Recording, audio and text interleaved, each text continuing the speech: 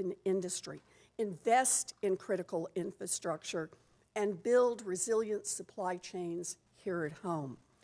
And third, we must focus on lowering costs for working families. The committee must hold giant corporations accountable when they gouge families. We should partner with the Consumer Financial Protection Bureau and other law enforcement agencies to continue the fight against junk fees and anti-competitive pricing. We must also work to fix our housing system. All across this country, housing costs too much. This is Econ 101, supply and demand. We are not building enough housing. We need more housing everywhere, for everyone.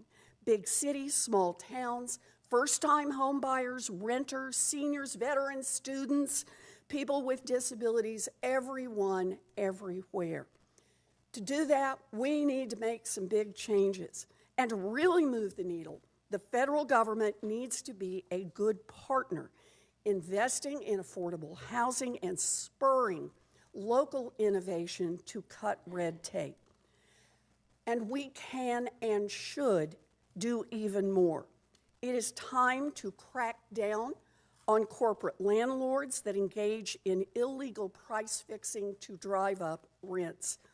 It's time to stop private equity firms from squeezing families and buying huge swaths of our housing market, which they then turn around and turn into overpriced rentals. Solving the housing crisis will be an all-hands-on-deck effort. And that brings us to today's hearing on the nomination of Scott Turner to be Secretary of Housing and Urban Development. Welcome, Mr. Turner. It's good to have you here. Congratulations on your nomination. If you are confirmed, you will lead our nation's response to the housing crisis. Now, I've appreciated our conversations so far, and if you are confirmed, I will work with you however I can. But we face an enormous task to reduce the cost of housing. Our work is urgently important for tens of millions of American families. You have a limited public record, and the American people need a chance to hear from you and to hear the details about how you are going to help make housing more affordable. They need to hear your plans for building the millions of homes that America needs. They need to hear how you will support renters and make sure that seniors and families that can't afford rent will get the assistance that they need. They need to hear your plans to help the 800,000 Americans experiencing homelessness. They need to hear your plans to enforce the nation's fair housing laws. And they need to hear how you will crack down on greedy corporate landlords and manage an agency that provides critical support for homeowners, renters, and communities all across this country. This hearing is an opportunity for you to lay out your plans. I also have sent you a 13-page letter, 75 questions earlier this week. As you know, I take this seriously, and I trust that you will give me answers to those detailed questions before we vote on your nomination. General principles are not enough. We're all in the same place on general principles. It's going to be the nuts and bolts and telling the American people how we're really going to make change happen. Mr. Turner, I'm looking forward to your testimony today, and I hope you will give the American people a clear sense of your plans to run HUD. Thank you. I will now swear in the nominee. Mr. Turner, will you please rise and raise your right hand?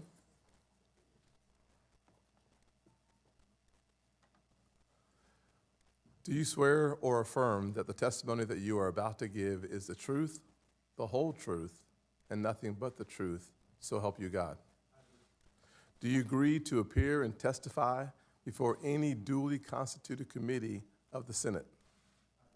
You may sit down. Your written statement will be made a part of the record in its entirety. Mr. Turner, please proceed.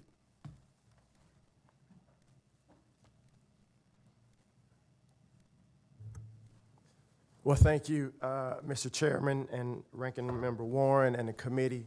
I'm so happy and honored to be here with you all today. I thank all the members of the committee. Thank you for your thoughtfulness. Thank you for your engagement and for your ideas on rebuilding the American dream for our nation's forgotten communities. It was a pleasure to visit with each and every one of you, all but one, and that was just because of a scheduling conflict. I'm so grateful to have that time to meet with you. Thank you for making that effort. And I hope that our conversations will not be the end, but only the beginning of a great and true partnership to meet the mission of HUD and serve the American people. I would also like to take a moment to thank my wife, Robin, who is here with us, for her unwavering support over nearly 3 decades of us being together, from college at the University of Illinois to the NFL, to the Texas House, the White House, business, ministry, and our family foundation. Robin has been a true partner in building God's kingdom and doing the work he's called us to do together. So, Robin, I thank you for your support and all the friends and family that are here. I also want to thank President Trump for his confidence and his support and nominating me for this such a crucial position and even more so purpose.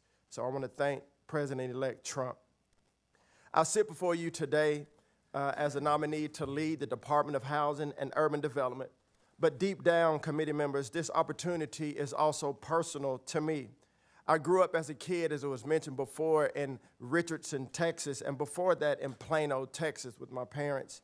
I worked as a dishwasher at Spring Creek Barbecue, which is one of my claims to fame. Early on in my childhood, my family was broken due to divorce and later moving into a blended family. I love my mother, I love my father, and all my brothers and sisters. But when you go through a divorce, many would say the odds are now stacked against you. I've overcame extreme adversity, going against the status quo in attending and graduating college. In spite of being drafted in the 7th round of the NFL, which is the last round for those that don't know, I was blessed to go on to have a successful career in the National Football League. I went on to serve in the Texas legislature, which was a great honor for me, and work in the White House to advance the Opportunity Zone initiative. And I sit before you today, committee members, humbled by the call to serve my country as a member of President Trump's cabinet. And I know my upbringing and my background is not totally unique to me. There are many in this country, even those that are sitting in this room today, who at one point or another have had to overcome adversity in your own lives. We've all been there at one time or another, and I recognize this, and I hope that we all can work together, as you, Ranking Member Warren, have said, to work together to better the American dream for the American people. And I share my story because I think it's important for you to know my heart of who I am, and also because the challenges that HUD faces are vital to our nation as well as personal to me. These are not just things that I heard about or read about. These are things that my family and I have experienced through the years, and I believe that that perspective will be very beneficial to HUD as I become the leader if confirmed by this committee. HUD's mission is to create strong and sustainable communities and support quality, affordable housing, serving the most vulnerable of our nation. Yet, as we sit here, we have a housing crisis in our country. We have the American people and families that are struggling every day. We have a homelessness crisis in our country.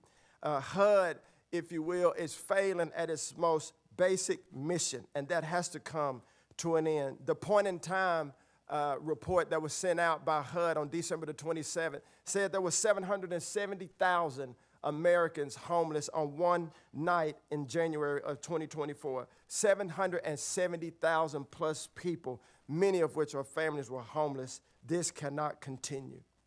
As a country, we're not building enough housing. We need millions of homes, all kinds of homes, multifamily, single family, duplex, condo, manufacturing housing, you name it. We need housing in our country for individuals and families to have a roof over their head and to call home. Then the HUD workforce. The reports that I've read, committee, says that HUD is at the bottom when it comes to employees turning to work. I've been on many teams in my career, and I believe that we need to bring HUD staff back to work, back to the office to do the job and empower them to serve the American people. In this moment, we're not just talking about fixing what's broken, but about continuing and expanding the policies from the first Trump administration. I'm talking about policies that worked for the American people. I was fortunate enough, as you said, Chairman, to lead the Opportunity Zone initiative, which I'm so grateful for your leadership on that. And I saw firsthand the impact of this initiative as it gave Americans living in underserved communities an opportunity, a foundation to start businesses, to live in better homes, to be self-sustained and to be self-confident and to unleash that promise and potential that the Lord has given each of us in our country. When I played in the NFL, we used to have game film. We watched film after every game. You could tell your coach one thing on the sideline, but when you turned on the film, it told the story. It wasn't about your chatter. It wasn't about the noise. It was what about the film said. The film showed us our weaknesses. It showed us our mistakes, and then it helped us to get better. This is the same type of leadership, if confirmed by this distinguished committee, that I want to bring as the leader of HUD, because every day we will have an opportunity to get better. Every day we'll have an opportunity to take inventory and make HUD the best place. So, Mr. Chairman, my heart is ready. I'm ready. I thank God for this opportunity, and thank you and the committee members for this chance. Thank you very much for your testimony, Mr. Turner. I'll just remind our new member, or tell our new members, or remind those of us who've been on this committee for a little while, we do have a 5-minute clock, and I'm going to hold us pretty tightly to that 5-minute clock, including myself. That's my goal. And so we'll get started right now. Thank you very much. Mr. Turner, yes, sir. One of the things I hope that you'll realize is that this is a bipartisan committee. We represent different communities around the country, and I think government should never serve the party that is in power.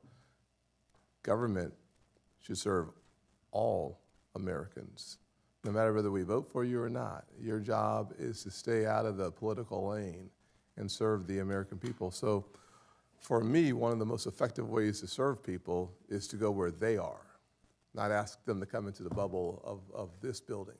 But we have to get out of our offices, so to speak, and go into the community. And so one of my questions for you, and frankly, my first question for you is, will you commit to visiting communities as diverse as North Charleston and as different as Detroit in your first several months on the job? I think you need to see firsthand that Mr. Tillis has music he wants to play. But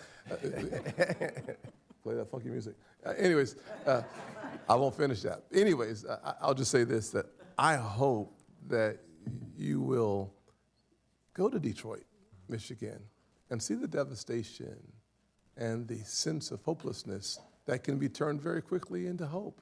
I want you to come to my hometown of North Charleston and take a tour of some of the impoverished areas and look at mixed development and remind people that we care about everybody.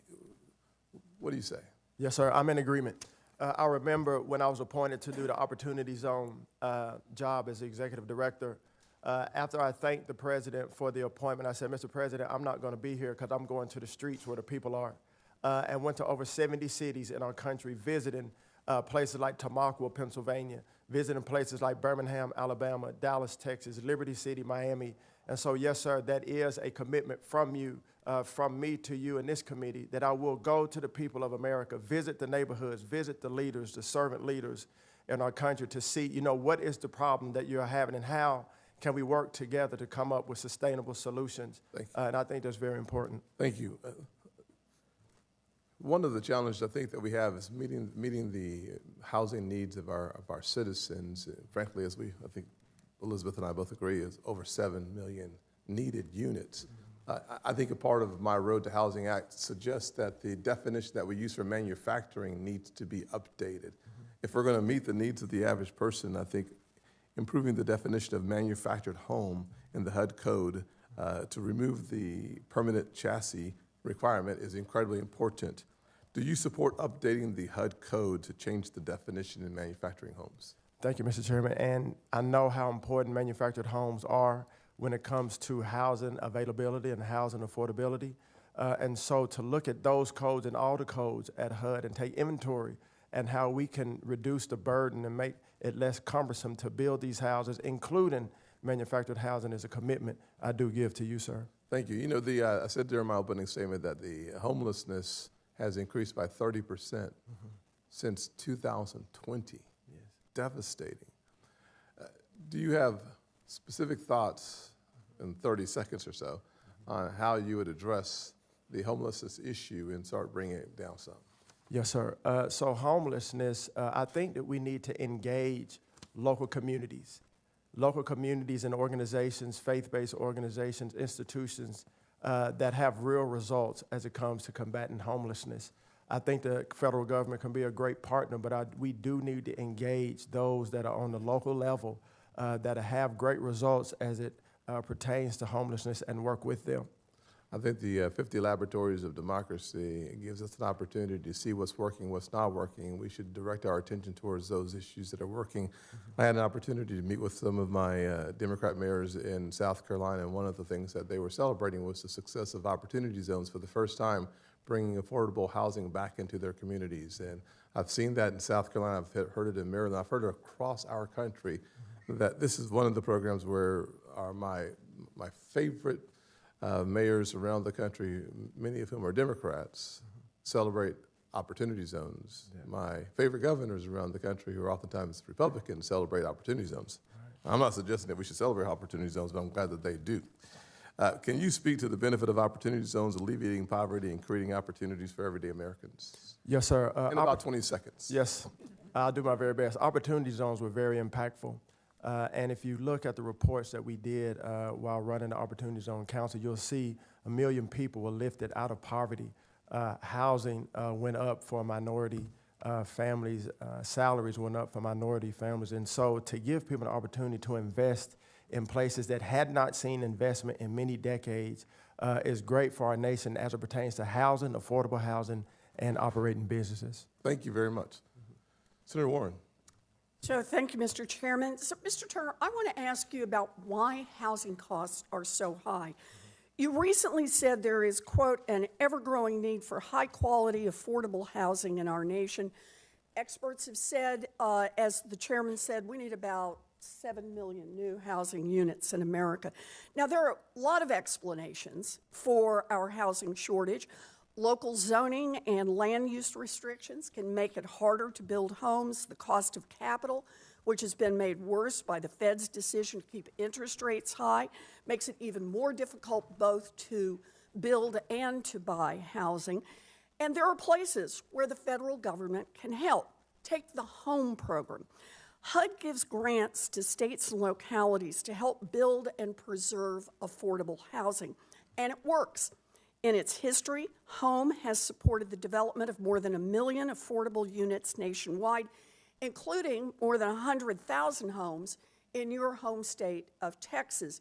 Mr. Turner, in 2023, you said that, quote, it is more expensive than ever to build and developers need access to more capital. Do you support additional federal investment in programs so that we can lower the cost of building affordable housing?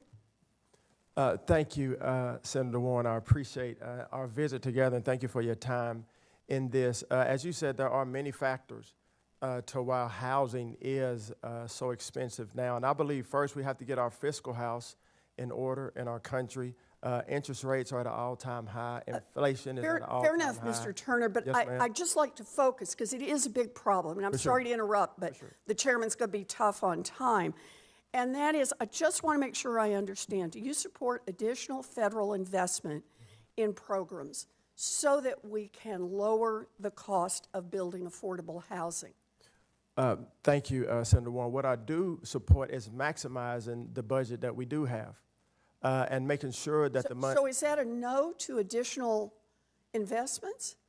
It's a yes to maximizing the investment that we have, and making sure that the programs that we do have are meeting the intended need and serving those that are intended to serve. Well, I have to say that gives me real pause. You know, we just established that we have a terrible gap of affordable housing, and we have a program here that has helped close that gap. State and local governments, I understand, bless them, they're doing what they can. but they don't have enough money to match the scale of the problem nationwide. And what I'm looking for is a commitment that we're at least going to try to get some more help to the state and local communities that are trying to build affordable housing. Yes, ma'am, thank you. And I do look forward to looking at the home program and other programs, but my point, there's record funding from HUD. HUD's budget is nearly $70 billion at this point, and we're still not meeting the need that we're supposed to be meeting. Which might mean that so we need more money to take there. inventory. Let me, if I can, turn to another topic. You know, unfortunately, there are some people who are trying to take advantage of our housing shortage instead of trying to fix it. Private equity firms and corporate landlords have moved into local housing markets, and they have driven up costs even higher for families. In 2011, no single investor anywhere in America owned more than 1,000 single-family homes. By 2022, just 5 investors collectively owned nearly 300,000 homes. And in fact, in your home state of Texas in 2021, big investors moved in and they bought a whopping 28% of all homes that went on the market. So Mr. Turner, the governor of Texas, Greg Abbott, recently said, quote, corporate large-scale buying of residential homes seems to be distorting the market and making it harder for the average Texan to purchase a home. Do you agree that it is a problem if big corporate investors are beating out families to try to buy homes? Thank you, Senator. And I haven't seen that statement from Governor Abbott, but I do look forward to looking at this issue and even working with you and your staff on this issue. I believe that we do have a housing affordability crisis in our country. The more capital we get into the market, the better. And obviously, we want the right people, qualified people to invest. And the stats that I saw, Senator, said about 2% of institutional investors own these single-family homes. And so if I'm confirmed by this committee, I look forward to digging into this more with you so that we can look at this issue together. Well, I appreciate that. You know, we've got to be laser focused on lowering the cost of housing for families. Yes, ma'am. Thank you. Thank you. Thank you, Senator. Senator Rounds. Thank you, Mr. Chairman, and congratulations to both of you and your new positions. Mr. Turner, first of all, thanks for the opportunity to visit with you in my office. I really appreciated that, and I think we have the same focus, which is when the traditional market is available, when interest rates are low, and individuals can afford to literally get a mortgage, and when the opportunities are available so that the entryway to getting that mortgage rate is simplified and brought down, more people can, through the traditional markets, actually have that home ownership. And I personally believe that that equity that is in that home should be with that homeowner and not with the federal government. So I really do like the idea of having the individual have that home ownership opportunity. And I just like your thoughts for just a minute, and I don't need to push it too far, but isn't that really what this is all about, is allowing individuals the ability to gain equity in their home and for them to have that value rather than simply paying rent through a federal program? Wouldn't it be much better to have the private sector loaning the money and an individual actually getting equity in that home? Sir, and thank you, Senator Rounds. It was good to meet and visit with you. And, you know, for most Americans, their home is the largest investment that they have, and that's how they begin to build generational wealth. I know that was like for me and my family growing up and even now. And so, yes, I believe that having that equity in their home should be available to that homeowner because that's how most families begin to grow wealth and achieve the American dream. You know, I think that's one of the reasons why President Trump was elected, was to bring down that cost of interest on a home so that more people can get into that. And I think that's a really important part is that, you know, once you get that equity in that home, now you have other opportunities. And it's a whole lot easier if that individual has that opportunity in the first place. And so I think it's a step in the right direction. At the same time, we have areas such as on our Native American reservations in South Dakota where the challenge is it's tribal trust land. Right. You know, we've got about 15% of our population is Native American. And for them to be able to have a home, it means in a rural area that we've got to have access to people that understand how you put a mortgage on a home which is located on tribal trust. And I would just ask for your commitment to working with us to make that as simple as possible in those rural areas. Absolutely, and I really appreciate your care for your constituents, and particularly those in tribal lands. And I do commit to working with you and also visiting so that we can go visit those leaders at the tribal lands and see how we can make it the most efficient and affordable for them and their families. Thank you, and I really appreciate that, and I'm going to hold you to that. I think that would be really good. And if you really want to take poverty out in some of our more rural areas, start with providing an opportunity for home ownership on our reservations, and it'll make a huge difference.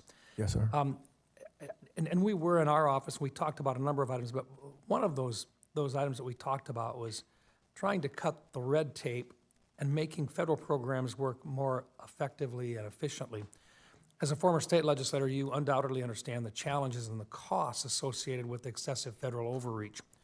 At a time when there is a growing demand for additional housing units, there's no question about that, federal regulations like Davis-Bacon, environmental review, Build America, Buy America, and new energy standards are slowing the construction process and increasing costs nationwide, including on tribal lands. Breaking down some of this bureaucracy should be a part of the discussion as we try to incentivize housing development. My question for you is under your leadership, will the department make it a priority to review and adjust program regulations to match the level of risk based on the type of activity, the location, or the amount of federal funds involved? Yes, sir. And what the goal, if confirmed by this committee, is to look at all the programs at HUD and take an account and take inventory and ask, is this helping the mission of HUD or is it not? Is it helping to build more affordable housing or is it not? Is it combating the homelessness crisis or is it not? And so, yes, sir, I do make that commitment. Thank you. And one last question. Just during our meeting, we also discussed the challenges with HUD's Section 202 program in South Dakota, and I think this will eventually be a problem nationwide. And so the need for greater flexibility to adapt to changes in housing markets, service industries, and tenant populations, particularly in rural communities where we may have to make some modifications to existing 202 programs. I would just ask for your commitment to work with us to be able to resolve some of these issues which are front and center today. Yes, sir. Thank you, Mr. Chairman. Thank you. Mr. Warner. Thank you, Mr. Chairman. Mr. Turner, it's great to see you again. Thank you for our meeting. Yes, sir. I do want to just add quickly to what Senator Warren said. In a bipartisan way, we put about $5 trillion out under both President Trump and Biden under COVID. One area we did nothing for was housing. And while I'm all in public-private, I do think there needs to be additional resources here if we're going to spur this issue, and I appreciate the conversation we had. I want to hit quickly 2 or 3 items that I hope we can work together on. As members of the committee knows, I've been a big advocate for community development financial institutions, CDFIs, that serve the underserved community. It was actually an area where I worked very closely with the first Trump administration, working with my friend Mike Crapo and many on the other side. We got $12 billion for CDFIs. We started the CDFI caucus, which is, I'm proud to say, bipartisan, 24 members, 12 Ds, 12 Rs.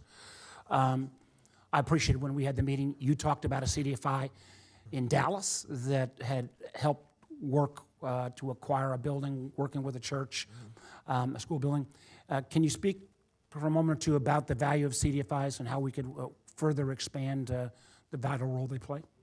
Yes, sir, and thank you, Senator Warren. It was great to visit with you and learn more about CDFIs, how you're doing, and your vision on that. And we do see the value in that. And I will say that I look forward to working with you further in your home state and other areas around the country to see how we can utilize these CDFIs to help when it comes to housing and investments inside our local communities. Well, thank you. I mean, one of the things also, I appreciated one of your earlier answers as well, said, we all know home ownership is the path to wealth creation in this country. It's one of the reasons we got a 10-to-1 racial wealth gap, black to white, because of failure to have home ownership fully representative across all communities. And again, a program I've worked on and got some interest from both sides of the aisle called the LIFT program that would target first-generation, first-time home buyers, which by definition ends up being about 2/3 folks of color.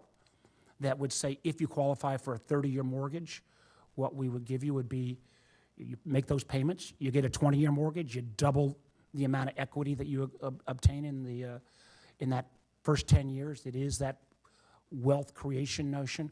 Again, we talked briefly about it, but I'd like to get you on the record. This will be something, how we can increase home ownership, particularly for disadvantaged communities, using the market.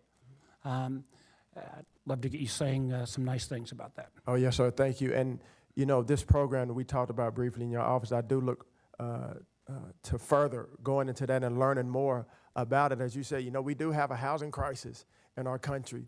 And I heard one leader say, you know, all ideas need to come to the table, and we'll pick the best one, you know, that impacts the people that we serve. And so I look forward to I got two more I want to get in very quick. One is, again, another topic we talked about in my office, and this is a challenge every state in the country, and Virginia may be a little more on the cutting edge as states look at both the challenges, upside and downside, of bringing data centers to their community.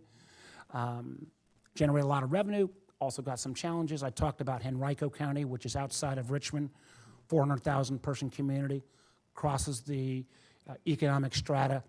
This community's done something very creative where they've taken the tax revenue from the data centers, dedicated to a housing trust fund, where that housing trust fund helps acquire the land.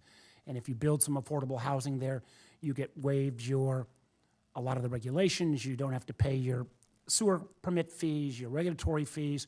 This may be one tool in the toolkit that takes something that otherwise is a bit controversial, still has controversy, but might generate towards the kind of public-private initiative. Again, I invited you to my office. I want to invite you to Henrico County to visit and take a look at this program, should you be confirmed. Yes, sir. I look forward to coming. Okay, great. Last one, I'm going to get all my points in less than 5 minutes. I'm down to 44 seconds, Tim. I'm going to get it done in time.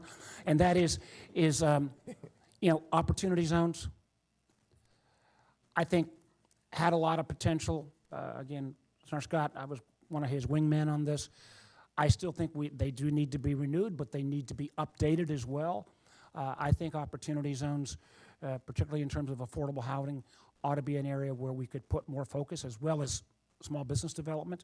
In your last 15 seconds, I know we've talked about opportunity zones, but I hope you'll work with the chairman and many of us on how we could reform that program and make it more targeted towards this housing shortage. Absolutely. I look forward to that. Thank you, sir. 3 seconds left. Everyone should follow your lead on that one, Senator Warren. Senator Tillis. Mr. Chair, I have muted my phone. It was good music, though, sir. Yeah, that was a text from my wife, by the way. But, Ms. Turner, thank you for being here. I think probably one of your standout games was December 1994 when you got 2 interceptions against the Arizona Cardinals. Is that right? I think that was a good game. Yeah. Well, you better be ready to intercept a lot of bad ideas in your new role. Yes, sir. One bad idea is just throwing money after something without trying to figure out how to fix the plumbing in HUD. Thank you for the time that you spent in the office. I'm going to support your confirmation, because in 30, 40 minutes that we spent in my office, much more than I could do in the remaining 4 minutes and 20 seconds. But I've said this to anyone who's come before this committee in your role. That trailer park that I grew up in Nashville still stands. Those people are hurting. Yes, sir. They don't have affordable housing, and one of the reasons they don't is because government tries to keep on regulating themselves out of any path to ownership. Right. We keep on talking about throwing more money at it, and we repeatedly discount the money that we're providing because we're rewarding state and local governments that are high tax and low value. So can I get your commitment to do right by those people who are struggling to make ends meet and want to order an affordable home, and do the hard work to do a program portfolio inventory in HUD, find the ones that are working, continue them, stop the ones that aren't, and start ones that give more people more opportunities to afford a home, like those people that are living in that trailer park today. Yes, sir. I commit. Thank you. Now I want to talk about Western North Carolina. It was, I think, without question, it experienced something that's never been experienced in inland storm. You know, people talk about Asheville. There are almost 24 Asheville's in western North Carolina in an area that covers a landmass roughly the size of Massachusetts. We have CDBGR disaster recovery funds that have been allocated, and quite honestly, Governor Cooper has now transitioned from office, but his administration was abysmal in remitting funds and getting it out the door. I have complained about this for about as long as he was in office, for nearly 3 different major storms that have come into North Carolina, and we're about to hit the same speed bump in western North Carolina. We can't afford to.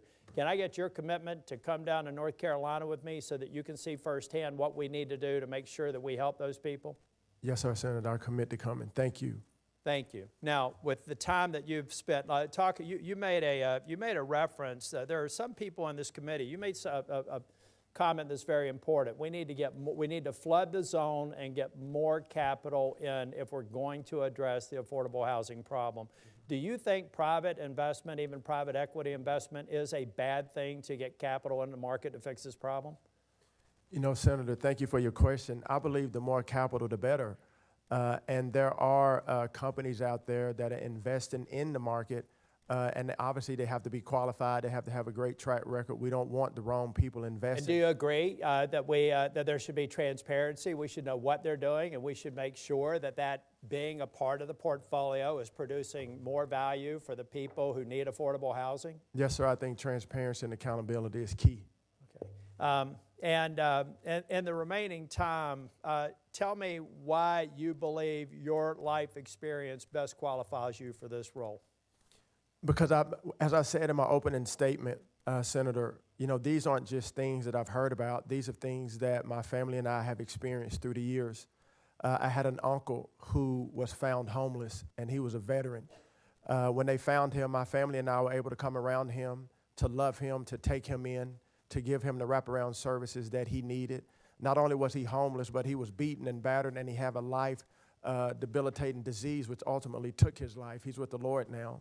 But the latter days of his life were the best days of his life. But he was homeless, but we were able to come around him and provide for him what he needed. I've had other members of my family that have been on government assistance, including my wife, grew up on government assistance and did very well, and God graced her to go to college, graduate, master's, and been married to me. Well, Mr. Turner, I know you said that in your opening statement. We talked about it in the meeting. It bears repeating. Having a life, like him and you, I'm convinced that we can get good things done. Thank you for being here. Thank you. I will say that between Senator Warner and Senator Tillis, giving time back is a blessing. Senator Van Hollen. Thank you, Mr. Chairman, and Mr. Scott. Yes, sir. Turner, Mr. Turner, good to see you, and it was great to sit down with you yesterday. I appreciate the opportunity, and let me just say that to me, it shows excellent judgment that a man from Texas would come to play for what was then the Washington Redskins, now the Washington Commanders. And I will point out to my colleagues, and I know Senator Cortez had to leave, but in the last game that we played, the Commanders played against the Cowboys. Commanders won, and they're in the playoffs. And all of us in Maryland are hoping for a Ravens-Commanders Super Bowl. All right, that's what we're all rooting for. Okay, so let me just address some of the issues we discussed yesterday. And I mentioned in our meeting that Senator Todd Young and I have introduced a bipartisan legislation entitled the Family Stability and Opportunity Vouchers Act, which would create housing vouchers targeted on families with young kids and enable them to move to areas of higher opportunity. There's lots of research that shows that helps break the cycle of poverty and create more generational wealth in income. The legislation we've introduced is based on a pilot program that we launched in legislation that was signed by President Trump the last time he was in the Oval Office, and the early signs from the pilot program have been so encouraging, we went ahead and introduced a full piece of legislation. So I'd really like to move forward on that and just ask if you are confirmed whether you will work with us to advance that legislation. Sorry. Yes, sir, Senator, and it was great to visit with you. And yes, I do look forward to working with you. So let me address another area that we talked about, which is the cost of housing. I think all of us recognize we have an affordable housing crisis in the United States of America. You agree with that, right? Yes, sir. And obviously some of the inputs to housing are the materials. We talked about how you have a multi-family housing business, and when I asked you what were the primary drivers of increased costs, one of the first thing you said was the costs of actually building the home and the materials, right? Yes, sir. Right. So I want to talk to you about those inputs, because obviously lumber is a huge cost for housing. And the previous Trump administration increased tariffs on lumber. The current Biden administration kept them on and raised them a little further. I think they're now about 15%. Would you agree that it would make housing more unaffordable if we further increased tariffs on lumber? Well, you know, that's the president's job, and I know he's going to do everything he can to bring costs down. No, I mean, this is sort of math. I'm just asking you, there are lots of factors here, but would you agree that if you increase the tariffs on lumber, which is a major input to the cost of housing, that increases the cost of housing? Well, I think there's a lot of increase to the cost of housing. I don't want to get into the tariffs conversation, because obviously that is not my job. That's the president, and your job is Congress. But what I want to do is combat anything that raises the cost of housing, be it the cost of construction, be it fees, be it regulatory burdens. That's what I'm focused on, Senator, to bring those things down. Right. No, look, I appreciate that. You know, if you're confirmed, you're going to be Secretary of Housing, and affordable housing will be part of your portfolio, a major part of it, and obviously you'll be at the cabinet meetings if confirmed. And so I hope you will pass on to the president, as he considers these things, the impact that will have. Look, I support targeted tariffs to protect strategic U.S. industries. I mean, that's a very important thing. Right. But a broad-based set of tariffs across all sorts of goods that we're importing obviously drives up costs to Americans, just like it drives it up for housing. And there's another area of housing that includes gypsum. By the way, we produce some gypsum in the United States, but we also import a lot of gypsum, including through the Port of Baltimore. That's another area. If President Trump is talking about increasing tariffs across the board for Americans by 10 to 20%, won't those tariffs on gypsum and other things also raise the cost of housing and make it less affordable? Senator, I do commit to you to having these conversations, if confirmed by this committee, with the president, because obviously affordable housing, if I'm the Secretary of HUD, will be my responsibility. So I do commit to having these and more conversations on how we can bring costs down in our country so that we can build affordable housing. So I do commit that to you, sir. I appreciate that, and again, this is a simple mathematical proposition, and if we're serious about affordable housing, we can't have across-the-board tariffs in an unstrategic way. Thank you, Mr. Chairman. Yes, sir. Thank you. Senator Hagerty, you are next, sir.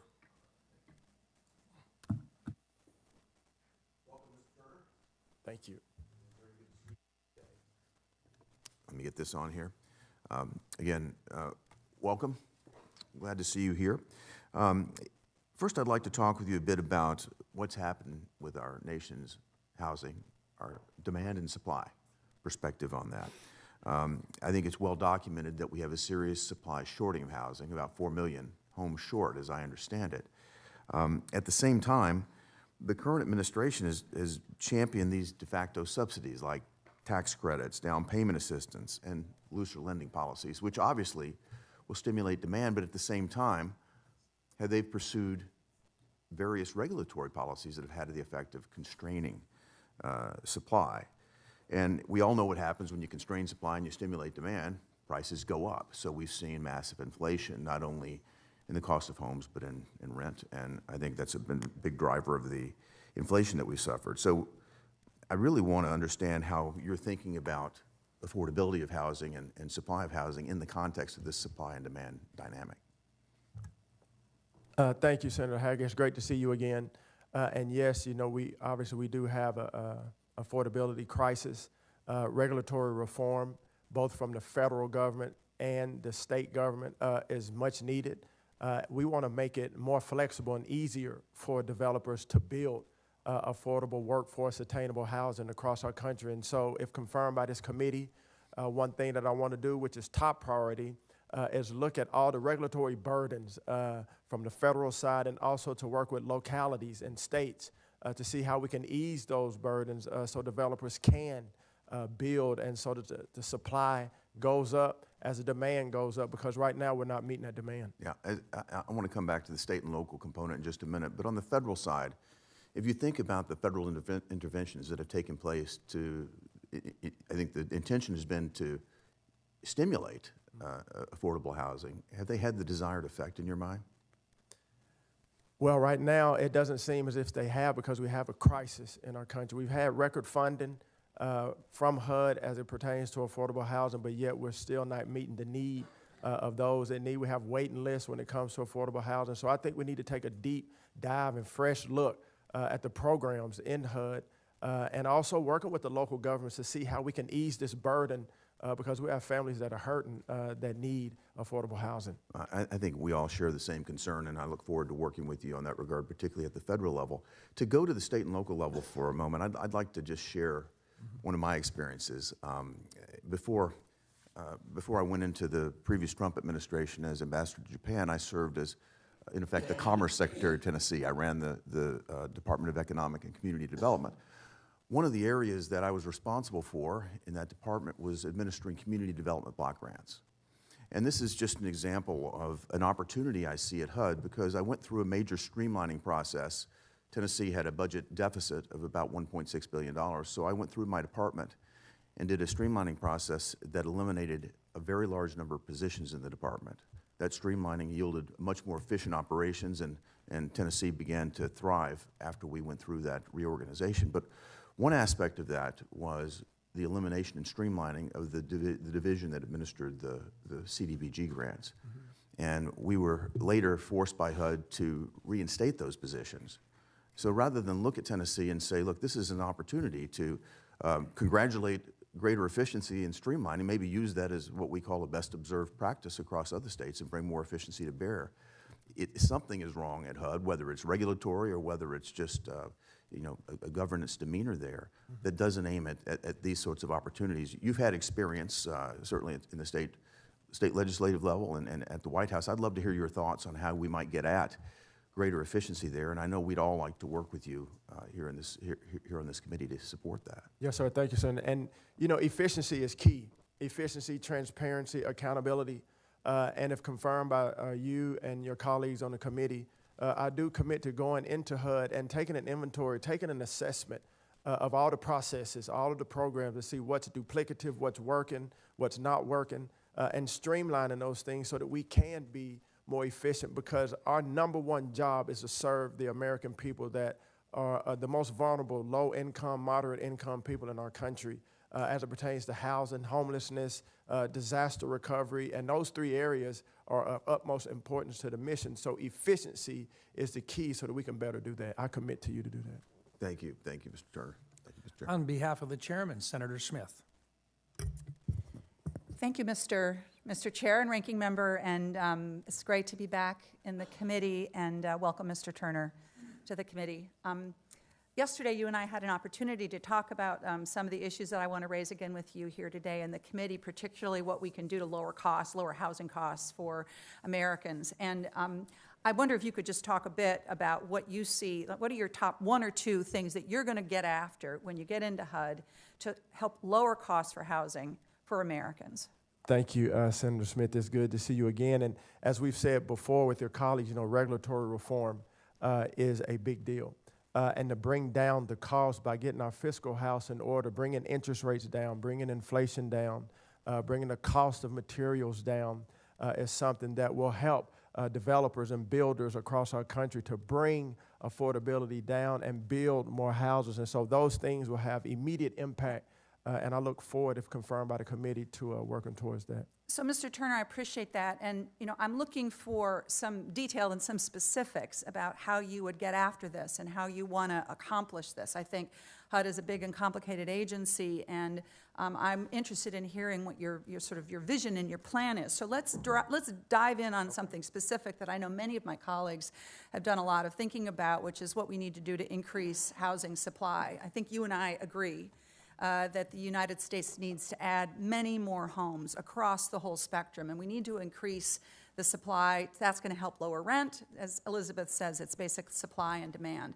So I want to ask you, based on your work as a developer, can you describe some of the local regulations that you see hindering the development and construction of housing? Yes, ma'am. Thank you for that. Permitting fees, inspection fees, zoning difficulties on a local level.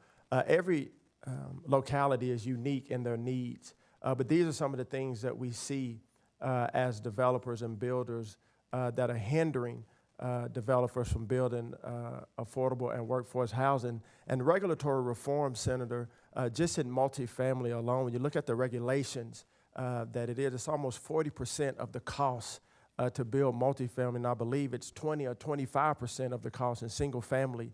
And so these, and for instance, there's a new regulation for HVAC refrigerant from the EPA. So let me ask, I'm sorry to interrupt you, That's but okay. I'm short on time here. I heard you referring specifically to local zoning laws and how local zoning laws, for example, required parking minimums and height restrictions and setback rules and lot minimum, lot size requirements can be an issue. Do you think that the federal government has a role in encouraging states and local governments to reduce some of these kinds of unnecessary regulations and barriers that can make it harder to build construction, either multi-family or single-family housing? Yeah, and I believe, the localities know their areas better than the federal government does. As I said, every locality has unique needs when it comes to density, when it comes to height restrictions. And so, yes, I do encourage localities to look at their zoning laws to make it easier and more flexible to build. As we know, we have an affordable housing crisis across our country.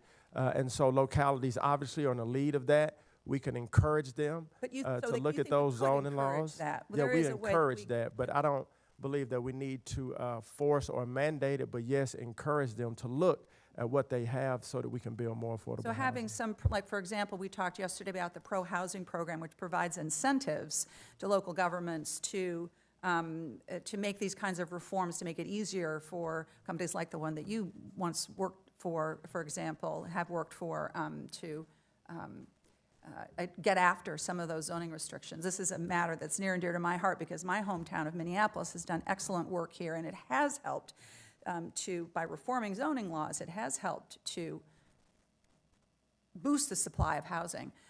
In just a couple of minutes that I have left, I want to just get at one other thing. Many of us here care a lot about the tragedy of veterans' homelessness. I know that this is an issue that is of importance to you as well. And I want to ask you about a bill that I've worked on, the Housing for All Veterans Act, which would essentially guarantee that if you are eligible for a housing voucher as a veteran, that you shouldn't have to be forced to wait in line, that you should be able to move right ahead and have that voucher and be able to get into housing. This is a highly successful program. We just don't have enough vouchers for all the veterans that need it. Mr. Turner, would you commit to working with me on this piece of legislation, which would do a lot to end veterans' homelessness? Thank you, Senator Smith. I commit to working with you to help our veterans, to help all homelessness in our country. And thank you for bringing it up. Thank you for your passion, as I saw that when we were meeting and even here in the meeting. So yes, I look forward to working with you on this issue so we can help our nation's veterans. Thank you. Thank you very much. Thank you, Madam You're welcome. Ranking Member. And on behalf of the chairman, Senator Britt. Thank you, and congratulations to the chair and ranking member. Certainly look forward to the opportunity to work with you both on our shared goals and be able to advance those for the American people. Mr. Turner, thank you for your willingness to serve at the highest level. To your family, welcome. I know that you all have got to be so proud. This is a special day. not only for all of you, but for Americans who want that hope again of the American dream and believe that your leadership will help lead them back to that. So thank you. There's obviously been a lot of talk about football this morning, and so on behalf of my family, I need to say go Pats. But would like to just say, obviously, your time in the NFL, having seen what that takes firsthand with my husband in that job, it is a grind. You know how to set goals. You know how to push through adversity. You know how to literally grind it out. You also know, as the chairman said, to never give up and that anything is possible.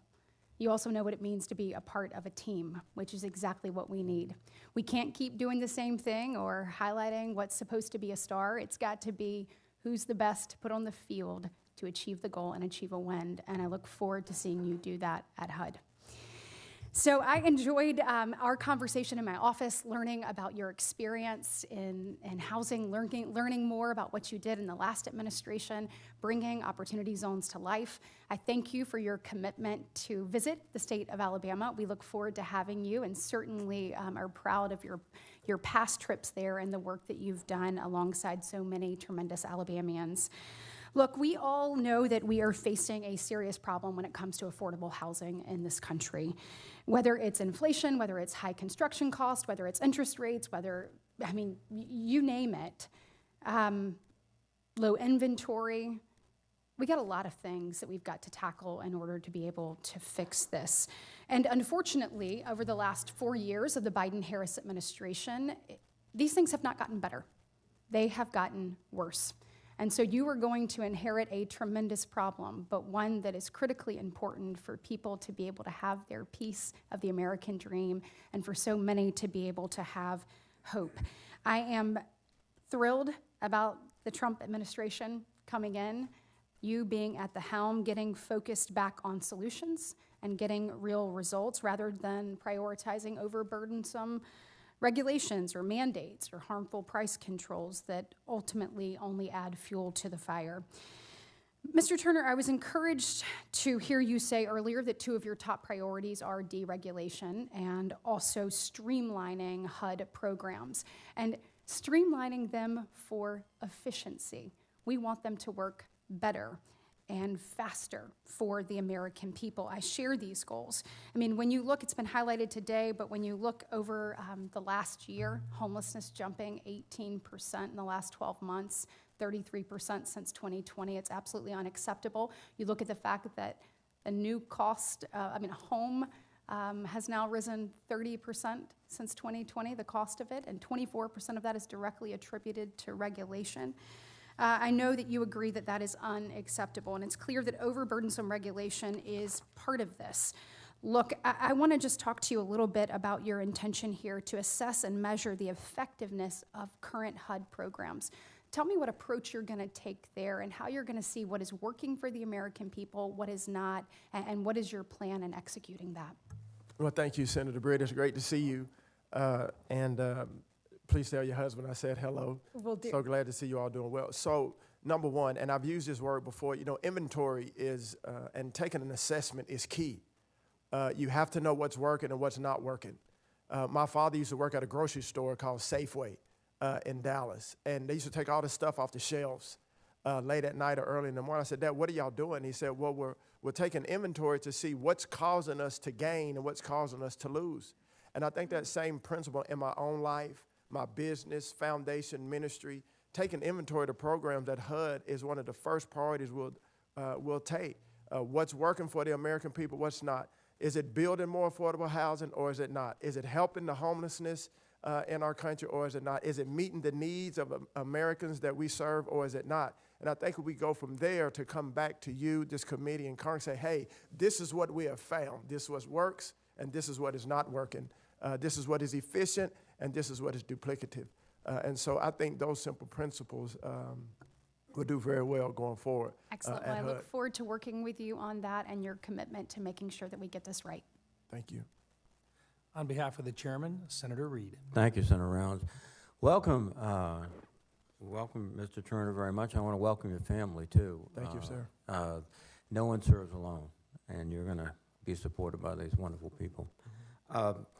We have a severe supply problem in housing, and that's why I'm a little bit surprised that in the President's-elect's last budget, he wanted to zero out the home program and the Housing Trust Fund. These are programs that have sole purposes to construct housing. And so what will we get by eliminating these programs if our need is to invest more in construction? Well, thank you, Senator Reed. So good to see you, and thank you for your time yesterday. As I've said before, Senator Reed, to your colleagues, it is my goal to look at the Housing Trust Fund and all the programs at HUD and to see how they are helping us to better do the job and carry out the mission at HUD as a whole. Well, thank you very much. Let me also talk about another program. That's the Family Self-Sufficiency Program, one that I'm working closely with Senator Britt to try to expand. As we talked about, this is a very good program. It allows families in subsidized housing to put money aside to eventually move on, and we hope to buy their own homes. Will you help us expand FSS as you are in the position as the HUD Secretary? Thank you, Senator. And if confirmed by your committee, any program that is helping people on the road to self-sufficiency and climb the economic ladder and become, to thrive economically, I'm willing to look at, to work with you in this committee on. And thank you for your passion for that and your diligence in that, because my goal, too, is to help people to get off of government assistance and to be self-sustainable and achieve the American dream. Thank you. Let me follow on a point that Senator Tina Smith made. That is, you know, we have problems with veterans housing, and we have to do much more. But remarkably, we've made more progress with veterans housing than any other population. From 2007 to 2023, veterans homelessness dropped 50%. Okay. And that's because it's not just HUD, but it's HUD. It's also VA with vouchers. It's also building. So can you look at that model that's been successful and see how you can incorporate more of it to affect other populations besides veterans? Yes, sir. And we said earlier, you know, when you bring ideas to the table and you have data-driven, results-driven programs, I'm willing to look at all of those to see how we can better serve not only our veterans, but the whole entire mission of HUD. And so I look forward to working with you and your team and members on that. And I know you've talked about, and we had a good chance to talk about it in the office, about streamlining regulations, zoning. That is a responsibility primarily of states and localities, but HUD, I think, can play a critical role, and I hope you will follow up aggressively in that critical role. Yes, sir. Thank you. Thank you very much. Now, I don't know if you can say anything, but are you thinking go Commanders? Anything Commanders, Redskins, I'm for it. All right. We can agree on that. Yes, we can. Thank you very much. And thank you for that great quote you gave me in the office. It's not about the best ideas, but who asked the best questions. I remember that. Thank you. Thank you. The other one is be kind and no surprises. Yes, sir. Thank you very much. Yes, Thank sir. you. On behalf of the chairman, Senator Banks, and welcome to the committee. Thank you, Mr. Chairman. And thank you, Mr. Turner, for agreeing to serve your country in a big way. Excited to work with you. Each year, HUD distributes tens of billions of dollars of housing assistance to families in poverty through programs like the Housing Choice Voucher Program and Section 8. Unfortunately, these programs punish people for working and for getting married. And I wonder what can you do about that when you're in charge? What can we do to change those rules? Well, thank you, Senator Banks, and it was good to meet with you as well. You know, these programs, when you do get married, when you do get a better job, when your wages do rise, you know, you're disadvantaged and you're penalized for it. And so, you know, the whole goal here is to get people into self-sustainability and on track to achieve an American dream, to thriving and not just surviving, to be not a lifetime on subsidies, but to get off subsidies and be able to take care of your family. And so we will commit to taking a deep dive and looking, into these penalties and how it disadvantages people that are on assistance. So thank you for bringing that to the forefront, and I look forward to further discussion on that. The Biden administration's so-called fair housing rule requires states and local governments that receive community development block grants to submit detailed reports to HUD on how they will advance equity, so-called equity, across all of their activities. Do you think HUD should be holding grant applicants hostage to a DEI agenda? I don't think we should be holding grant applicants hostage to anything, in particular something that's devastating to not only the individuals but also the families. And so, I believe that when we give or grant assistance, that obviously there's accountability, there's transparency, but to hold anyone hostage because of a politicization of an agency or a process, I think is wrong across the board. So you agree to look into how we interpret that rule and perhaps apply it differently? Absolutely. Very good. In 2016, the Obama administration declared that it is, quote, unlawful discrimination for realtors and landlords to discuss a neighborhood's crime rate with prospective renters and buyers. And I wonder, it seems ridiculous to me, I don't know if you agree, to try to hide crime from a renter or a home buyer when they sign a lease or buy a home. How do you plan to interpret that rule? Well, I think if I'm buying a home or if I'm renting a home, I want to know about the crime rate. I want to know if my wife and my family are going to be safe. I think full transparency and accountability is key. And then you make the decision whether you want to live here or not. But to hide crime, to hide anything from a potential buyer or a potential renter is wrong. And so, yes, I look forward to learning more. Thank you for bringing that to my attention. But I don't believe that's wrong. And so we will look into that because I think you have to be fully transparent to all renters and all buyers. Totally agree. The federal government has been relying on religious organizations for years to deliver services through grants. But under the current far-left rules at HUD, a faith-based soup kitchen or a homeless shelter would jeopardize its eligibility for federal grants if an employee offered to pray before a meal. Would you remove those types of barriers that are preventing faith-based organizations from helping people? Thank you, Senator. As a Christian myself and as a believer, I like to pray before my meals. I like to pray for people. I like to pray as a group, pray individually.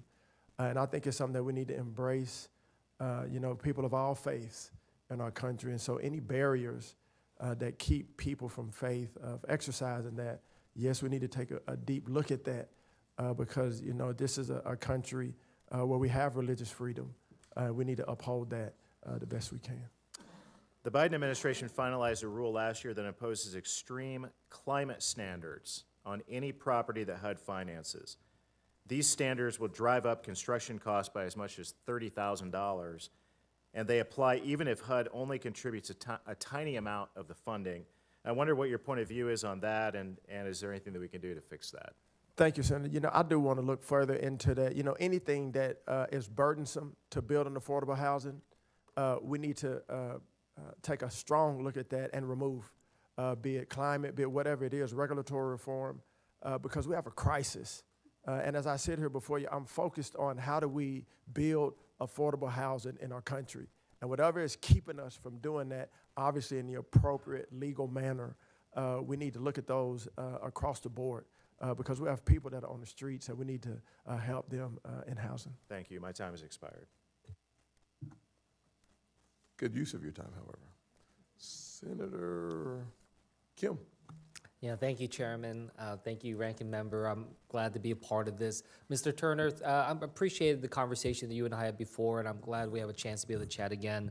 After our last conversation, I went back to some folks, some constituents in New Jersey, asked them what are the top issues, what are the things that they want to raise, and just overwhelmingly, not just for this hearing, but just writ large, it's about housing, high costs. So I guess I just wanted to ask a little bit more. I look at your testimony here as a country, we're not building enough housing. We need millions more homes of all kinds. I think everyone agrees with that, but I'd like a little bit more specificity from you. Sure. In particular, I heard from a young man says, graduate college. He says he doesn't think he'll ever be able to afford a house. Like the level of pessimism, especially amongst youth right now, is so high. Yeah. And so I guess I just wanted to have something tangible to bring back to him. Like what would you say to that young man? Like what plan, what specifics can you bring beyond just these statements that we all agree upon? But I'd like to just have a sense of something more granular. Absolutely. And I also have heard that from my own son. He's 24. How are we going to be able to afford a house? Kids that we mentor in Dallas have the same sentiment, so I understand. First, as I've said before, Senator Kim, and it was great to meet with you, we have to get our fiscal house in this country in order, bringing down inflation, bringing down interest rates, because that will then bring down the cost to build affordable housing. And obviously working with you, this committee, and Congress, we can look at how we get our fiscal house in order. Deregulation, we've talked about that a lot here, both at the federal and the local state level, will help us to build more affordable housing.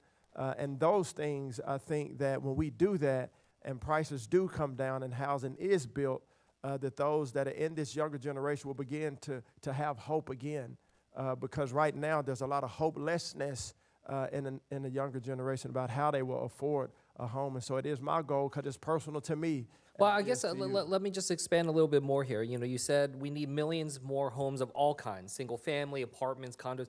I guess I wanted to just ask, how do we encourage the building of entry-level homes? We see, it's New Jersey, a lot of development that are luxury condos, large homes, but, it's hard sometimes with the market, to try to figure out how they're going to be able to go off of that. So I'm wondering, what are your thoughts there? Are there ways in which incentives to be able to build that type of housing has a place in the toolbox? Yes, sir, and I think the expansion of opportunity zones will play a great role in that.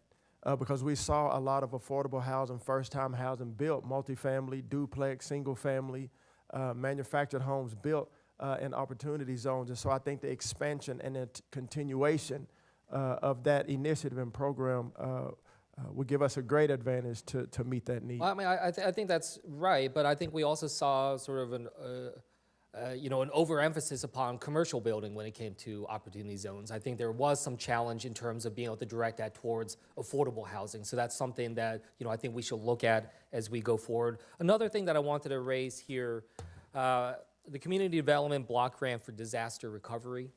This is something where, you and I had a conversation about, different disaster issues that we've struggled with in New Jersey. It's not formally authorized, and as a result, it can oftentimes gets bogged down and be a very slow process.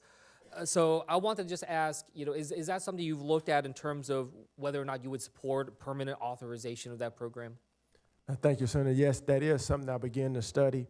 Every time a disaster happens, a natural disaster happens in our country, it's almost like HUD has to reinvent the wheel. So statutory authority would be very helpful to get these resources and funds out the door in an efficient manner to serve the people that are in need. Okay, well, please, that's something I'd like to work with you on. We've seen in the past, especially when it came to response in Puerto Rico after the Hurricane Maria, huge delays and a lot of structural problems here where the intent of Congress was not followed through on, and that's something I'd like to be able to work with you on. The last thing I'll just say, and this will be quick, I really hope that we can be the generation that finally rids our homes of lead in all forms, once and for all, lead pipes, lead paint.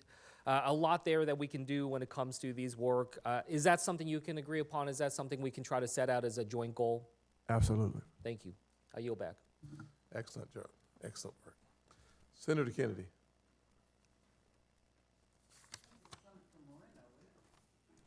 Yes, it is. I was merely seeing if you were paying attention, and you passed my test. Good job, youngster. Well, first, thank you to my colleague, Mr. Senator Kennedy. So, Mr. Scott, thank you for being here. Thank you for your willingness to serve this country. Your background is incredibly impressive. I think we add you to the long line of incredibly qualified nominees from President Trump, and I'm hoping we get all of you confirmed quickly, efficiently, so you can get to work. And there is a lot of work to be done. Indeed. I will say, as a newbie here in Washington, D.C., this place actually fascinates me. It's really unbelievable. 5 years ago, if you made $60,000+ in this country, you could afford a home. Today, it's more than twice that.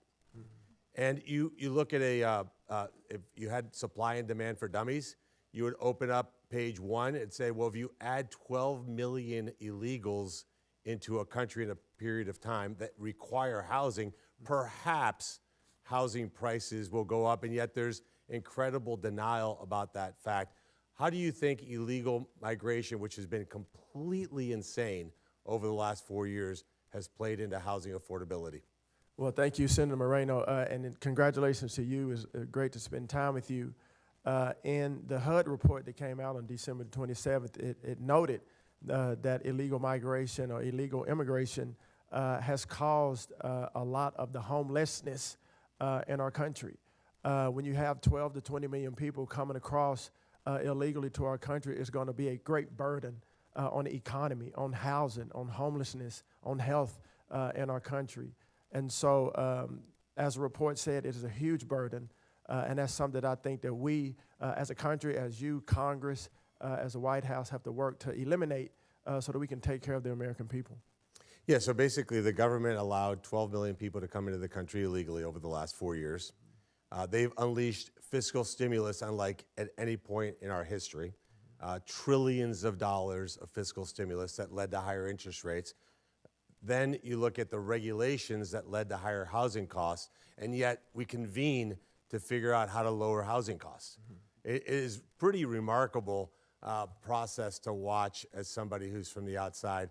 Is there anything else that you've seen that you'd like to do that are priorities to lower the cost of housing? Because like Senator Kim said, this is the issue I hear over and over again, whether it's that 20-something that wants to not live in their parents' basement, or the parent that does not want to have that 20-something living in their basement. They both agree, but the reality is it's really expensive to own a home in this country, very differently than when President Trump was back in the White House. Is there anything else that you think that we could be doing in that regard?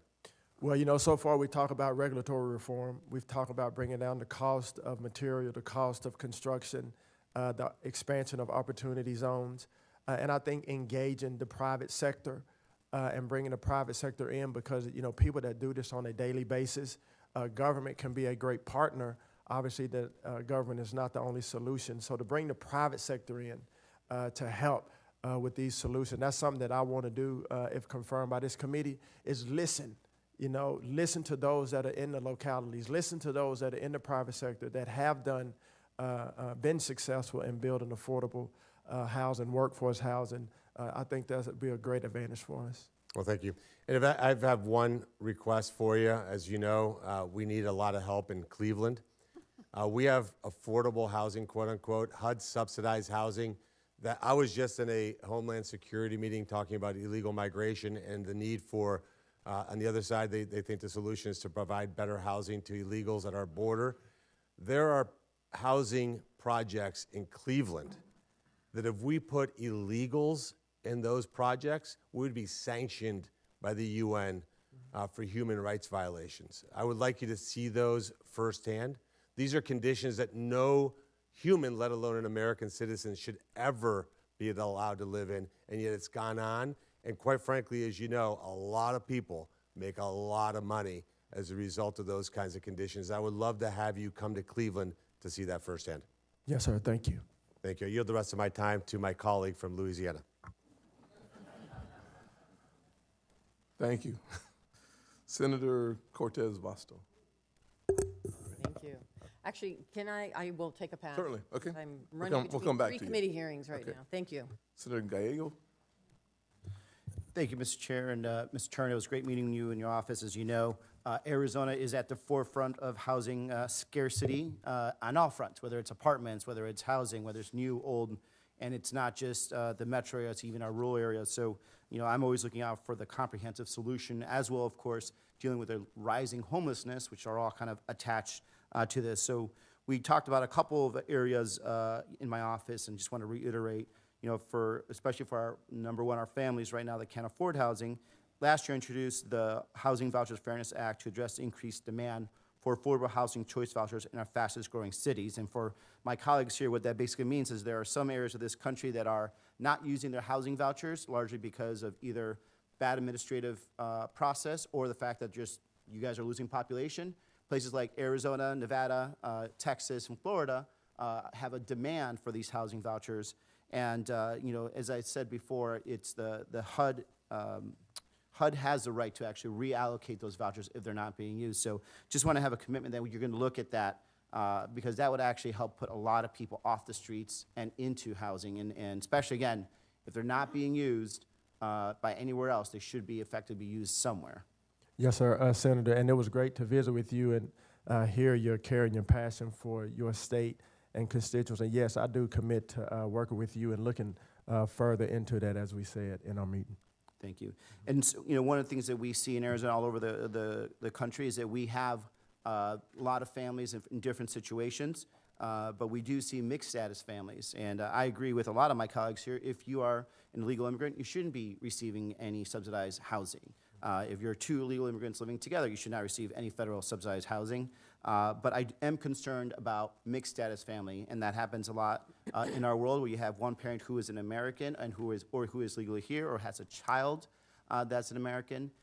In the past, under HUD Secretary Carson, there's been some rulemaking that would have potentially put those types of families on the streets. And when we already have a housing shortage that we're hearing, and the other thing to remember in terms of these mixed status families, a lot of times that parent, the secondary parent, may actually at one point become a legal citizen.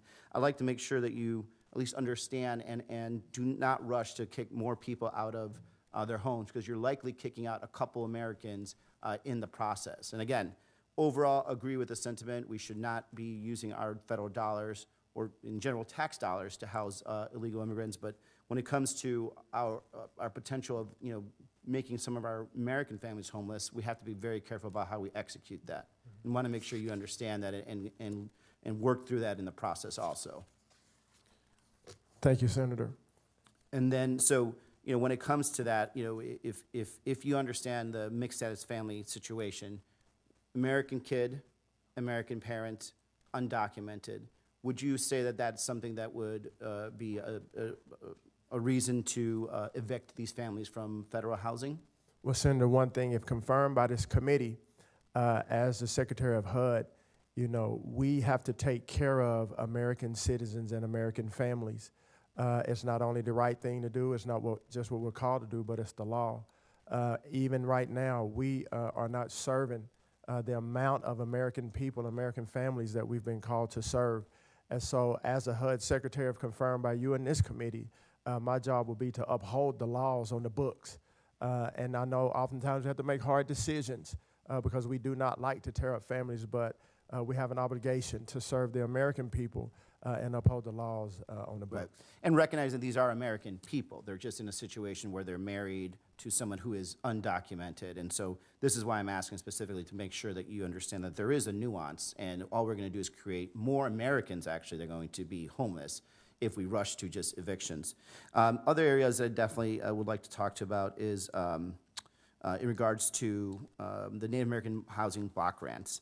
The president in his previous administration had a lot of, had tried to demand some cuts to that, and he provides grants to tribes and tribally designated housing entities to support housing and community developments. And so Arizona's got 22 federally recognized tribes. It is a massive portion of our population, but they actually have a housing crisis. So whenever there is cuts that are made, or proposed cuts that are made, it is going to significantly impact these communities, because a lot of these communities also don't have access to other private funds in order for them to build up their housing. So I really want to know, do you support the president's proposals to cut funding for HUD assisted housing for Native Americans going forward? In the past, we can't really do much going there. I have to look into that program and that proposal. Thank you for bringing that to my attention. As we talked about before, Native American tribes have the same difficulty in affordable housing because of the tribal trust and other factors. As we talked before, also opportunity zones are a great vehicle to build affordable housing, including on our tribes. And so I am committed to seeing how we can continue to build more affordable housing for our tribes and across the country. And I look forward to working with you on that particular issue. And as far as the proposal, I have to go and take a deeper dive into that. I yield back. Thank you. Senator Kennedy.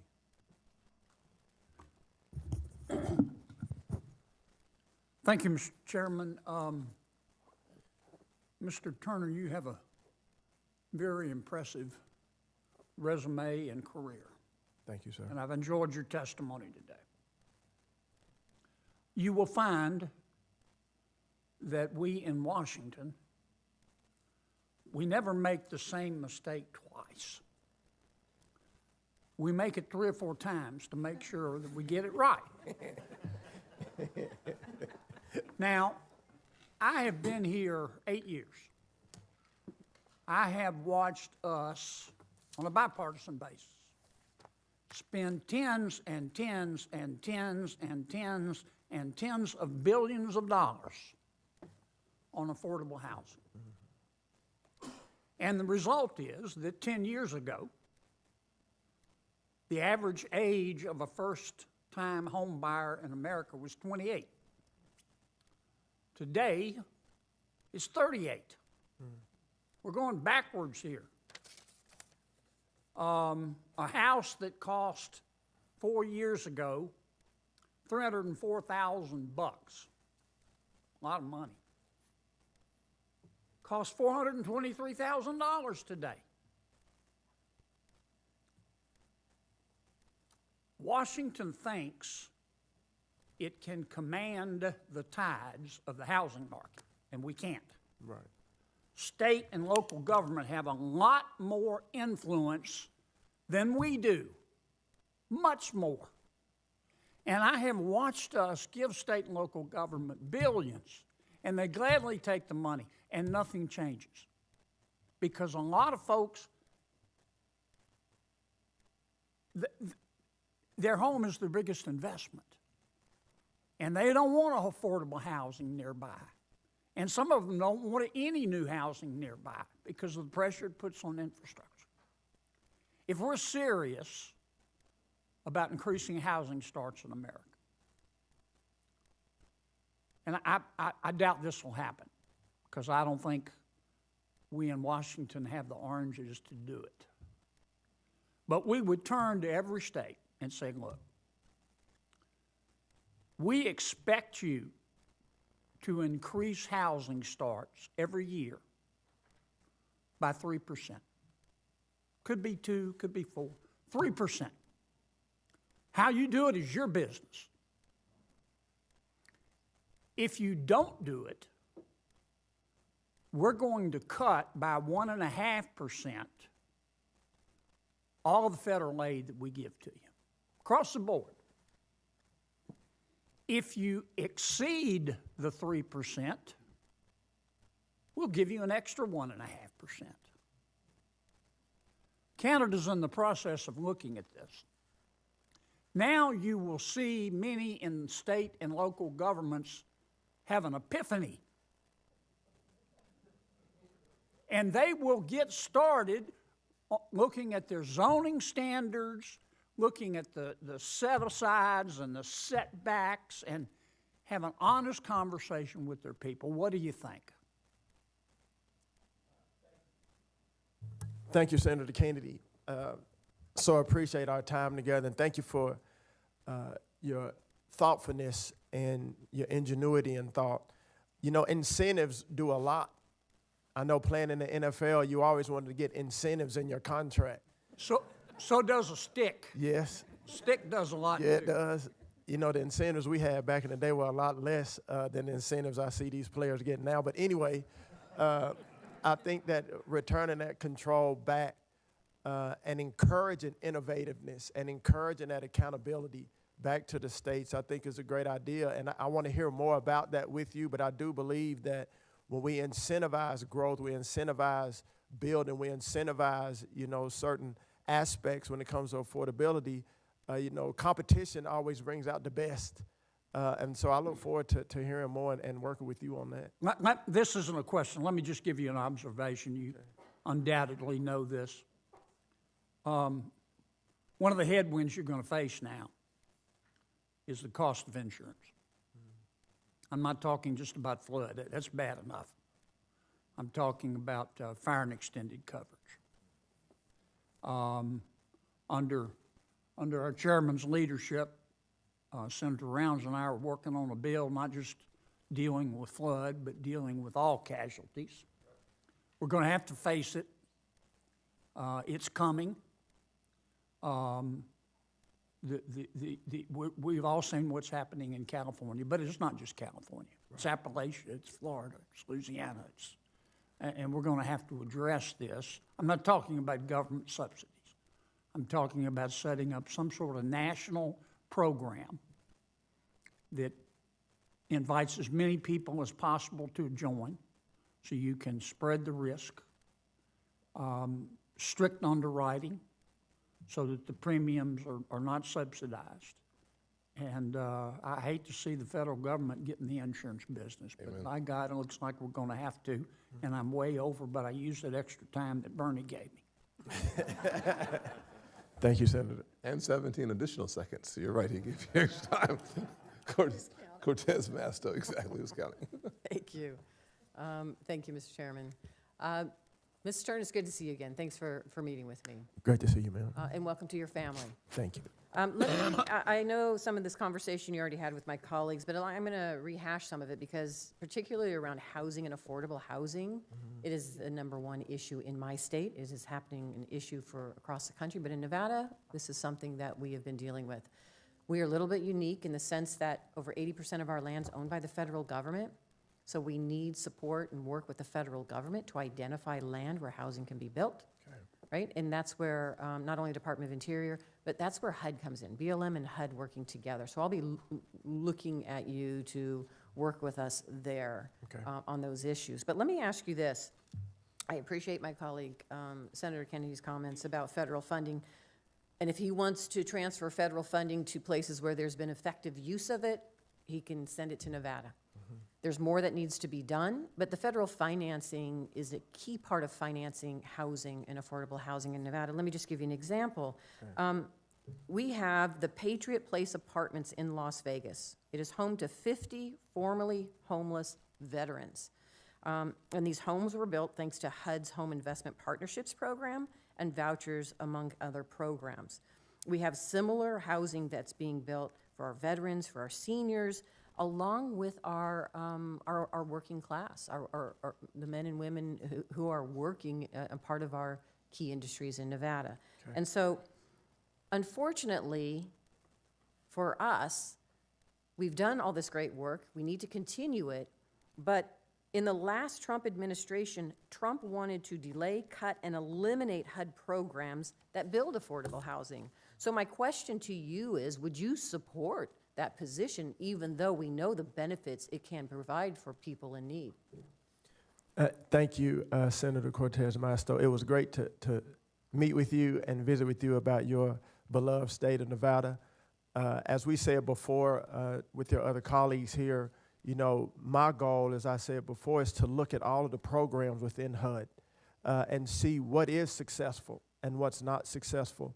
And also, I will commit to you to having those conversations, if I'm allowed, in due time with the president and his team, and also you and Congress, to say, hey, these programs are really working and they're bringing results as it pertains to building affordable housing. I think as a leader, that's my job, to have those conversations and to take inventory and see, hey, these programs are successful, they're meeting the needs of the mission of HUD, and so I will work with you, if you will, and look further into that program to see how we can help our veterans and the homelessness need and the housing affordability need in your state. Thank you. And do you have a position on just housing vouchers in general? You know, I've been learning a lot about housing vouchers, and one thing I do know is that we need to make it less cumbersome and more efficient in the process, and make it easier for landowners and landlords to work with us instead of putting a lot of bureaucracy and red tape and burden on them. And I'm continuing to look at that to see how we can ease and streamline that program at HUD. I appreciate that. And you wouldn't know this, but under the previous Trump administration, they wanted to try to cut the number of vouchers. And so that doesn't benefit us. So I'm hopeful as you are looking at things and you're looking at efficient use of these dollars and vouchers, this is part of it, and you're going to be talking to the administration about it as well. Let me ask you this. This came up as well, I think, in our conversation about disaster relief. Starting in 2018, President Trump's Department of Housing and Urban Development withheld for 2 years congressionally approved disaster recovery and mitigation funds for Puerto Rico. And now he's suggesting doing the same thing for California. In 2021, the Inspector General found that HUD intentionally delayed sending Puerto Rico funds from the CDBG Disaster Recovery and Mitigation Programs Fund. And so my question to you is, if you are confirmed, will you promise not to stop or delay the disbursement of congressionally approved disaster recovery funds?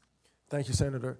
And we all know the devastation that's going on in California right now, and how it is devastating to families and communities. Also, Senator Tillis was talking about in North Carolina how CDBG-DR funds have not gotten out of the door. And so what I do commit to is, when we look at this fund, if confirmed by the committee, how do we get the resources out of the door to the families and communities that are in need so that they can rebuild, because that's very important. That would be a top priority for me when it comes to disaster recovery funds that have been appropriated by Congress. Thank you. Thank you, Mr. Chairman. Yes, you're welcome. Senator Lummis, are you prepared now, or do you want me to come back to you? I am, Mr. Chairman. Thank you. Yes, ma'am. Thank you. Congratulations to you and to the ranking member. Look forward to working with you these next couple of years. Thank you, Mr. Turner, for your willingness to serve this nation as HUD Secretary. I want to warmly welcome your family and appreciate the sacrifice you all make to serve our nation in this way. And I want to thank you for meeting with me in my office recently. My first question is about Indian country. I know for a lot of states, tribal issues are really hard to attack because they're culturally challenging for those of us who are non-Indians. I'm of the opinion that native CDFIs are important to fixing the housing crisis in Indian country. They're a way for tribes to attract capital that leave tribal members in control. And in Indian country, it's very important that tribal members be in control. So last Congress, we had a hearing in the Housing Subcommittee that I was involved with Senator Smith on about CDFIs. And we heard from our witnesses that it's important that these institutions have flexibility in the products that can offer developers and home buyers. Things like balloon loans and interest-only loans, when offered to borrowers that understand the risks and can make monthly payments more affordable. CDFIs need permission from the CDFI fund at Treasury to offer these products and keep their CDFI status. So will you work with Treasury, and I'm happy to go hand in hand with you to Treasury, to ensure the flexibility tribes and native CDFIs can offer, so we can have solutions to the housing crisis in Indian country? Yes, ma'am, and thank you, Senator. It was great to visit with you, but yes, I will commit to working with you, and I believe also Senator Warnock was talking about CDFIs in his statement. I do look forward to work with you and Treasury to make sure we're meeting the needs of the tribal nations. Thank you. I want to call your attention to a bill that I'm sponsoring with Senator Fetterman. He used to be on this committee and is no longer. Today we're reintroducing the Whole Home Repair Act, and it'll create a program that supports low-income homeowners and small landlords trying to cut through red tape and apply for grants to repair dilapidated and unsafe housing. The focus of a lot of the hearings that Senator Smith, when she chaired the Housing Subcommittee, and I worked on were rural housing needs. And I assume you've seen that in your home state as well. You know, we do have a big need in rural areas around the country. And I'm from Texas, so we do have a lot of rural areas. And you know, oftentimes when people thinking about home affordability and they think about poverty-stricken areas, it's urban. But our rural neighbors and rural friends have the same, if not more, need when it comes to home affordability. And so I do look forward, if confirmed by the committee, to looking more at how we can serve our families and communities in the rural areas around the country. Will you help Senator Fetterman and I by providing technical assistance in this matter as it moves forward? Yes, ma'am. I look forward to working with you both. Thank you, Mr. Turner. There's a program called Housing First, and it's been the law of the land for 2 decades now, and yet homelessness is a bigger problem than ever. So clearly Housing First doesn't work for everyone. Do you have some ideas that you can bring to us about how to tackle the homelessness question? Yes, ma'am. And you know, homelessness is something that's near and dear to me. Obviously, I gave the testimony about one of my family members who was found homeless. Yeah. And we were able to get him help, obviously. But housing is one part of it. But I like to look at the person as holistic as I can. You know, you talk about housing, healthcare, fitness, education. And so I think the wraparound services are vital and key when it comes to eradicating and attacking homelessness, and also involving the local organizations that are doing this on a day-to-day basis, like what I was involved in back at home, who every day are meeting the needs of our homeless neighbors, not only from a housing standpoint, but from a mental health standpoint, from an education, healthcare standpoint. And so I look forward to doing this if confirmed by the committee. Boots on the ground, Mr. Chairman.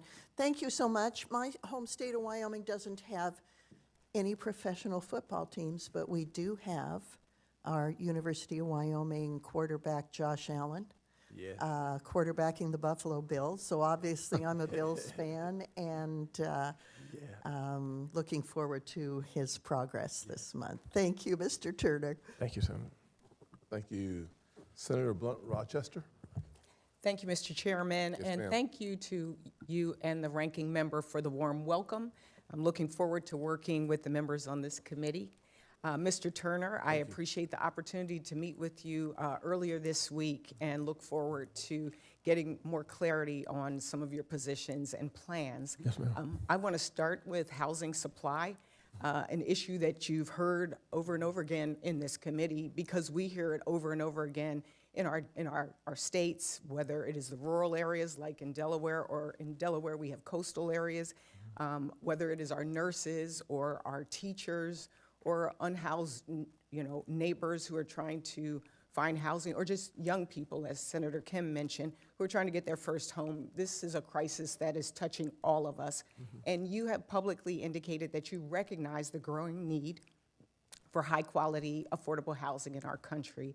The good news is, as you've heard, there's a lot of common ground here in terms of understanding that we have the challenge, bipartisan consensus, that reducing barriers at the local level will increase the supply of affordable housing, namely addressing zoning, land use issues, and cutting red tape. And this is something that I've worked on in the House, from my bipartisan Housing Supply and Affordability Act to my Housing Supply and Innovation Frameworks Act. And these policies have been endorsed by groups like across the spectrum, from Up for Growth to the National Low Income Housing Coalition. And in our meeting, you agreed that the federal government should share best practices in reducing barriers with localities. For the record, do you support legislation that would develop frameworks and best practices on zoning and land use policies to be used by local municipalities? Thank you, Senator. It was great to meet with you, and thank you for your thoughtfulness and your service to our country. I'm always, as a former legislator, I'm always open to looking at the best possible legislation to meet the needs that we have, not only in our states, but in our country. And so as that legislation comes out, I definitely commit to looking and exploring that with you and your team to see if it will best benefit the mission of HUD. Thank you. You also have told us that you believe that a happy, healthy, and productive citizenry all starts with housing, and I completely agree. You've said, but there are a number of critical programs that will make our citizens safe, healthy, and affordable, get affordable housing. But the Trump administration and the first administration made massive cuts to many of these. To start, will you commit to maintaining funding for the Housing Choice Voucher Program, which ensures millions of families have safe, healthy, and affordable housing? Thank you, Senator. So what I do, and I've said before to you and your colleagues, I do commit to looking at all the programs that we have at HUD and to So make that's sure. a yes. I look forward to looking at to looking into them, yes, ma'am, and Okay. maximizing the budget we have to make those programs better. One of the other areas that we talked about, I think I shared with you in our meeting that I served as a Secretary of Labor in the state of Delaware. I tell people if I had another middle name, it'd be Lisa Blunt Jobs Rochester. So I am very much focused on jobs and the economy. But I asked you specifically your position on work requirements tied to people having housing opportunities in programs like Section 8. Could you share your position there? Yes, ma'am. You know, I heard a great quote, and it says that, you know, our social safety net programs. In the interest of time, can I just ask, do you support work requirements for a housing program? Yes, ma'am, I was getting to that. I only have a little bit of time. And so 1 minute. I think that, you know, it's good for people to work, and I think a great I precedent do too, was but set. do you support work requirements tied to housing opportunities for public? Yes, ma'am, I think it's good. I think we should encourage people to answer- work as your their answer own is yes. assistants. I just needed to get an answer. And then lastly, I do agree with Senator Kennedy as well about the challenge of extreme weather, what we're seeing, and that it is making harder for people to even secure a mortgage in most vulnerable areas. What role do you think HUD should play in addressing the insurance crisis? You know, when Senator Kennedy brought that up, you know, it came to my attention. This is getting ready to be a huge issue.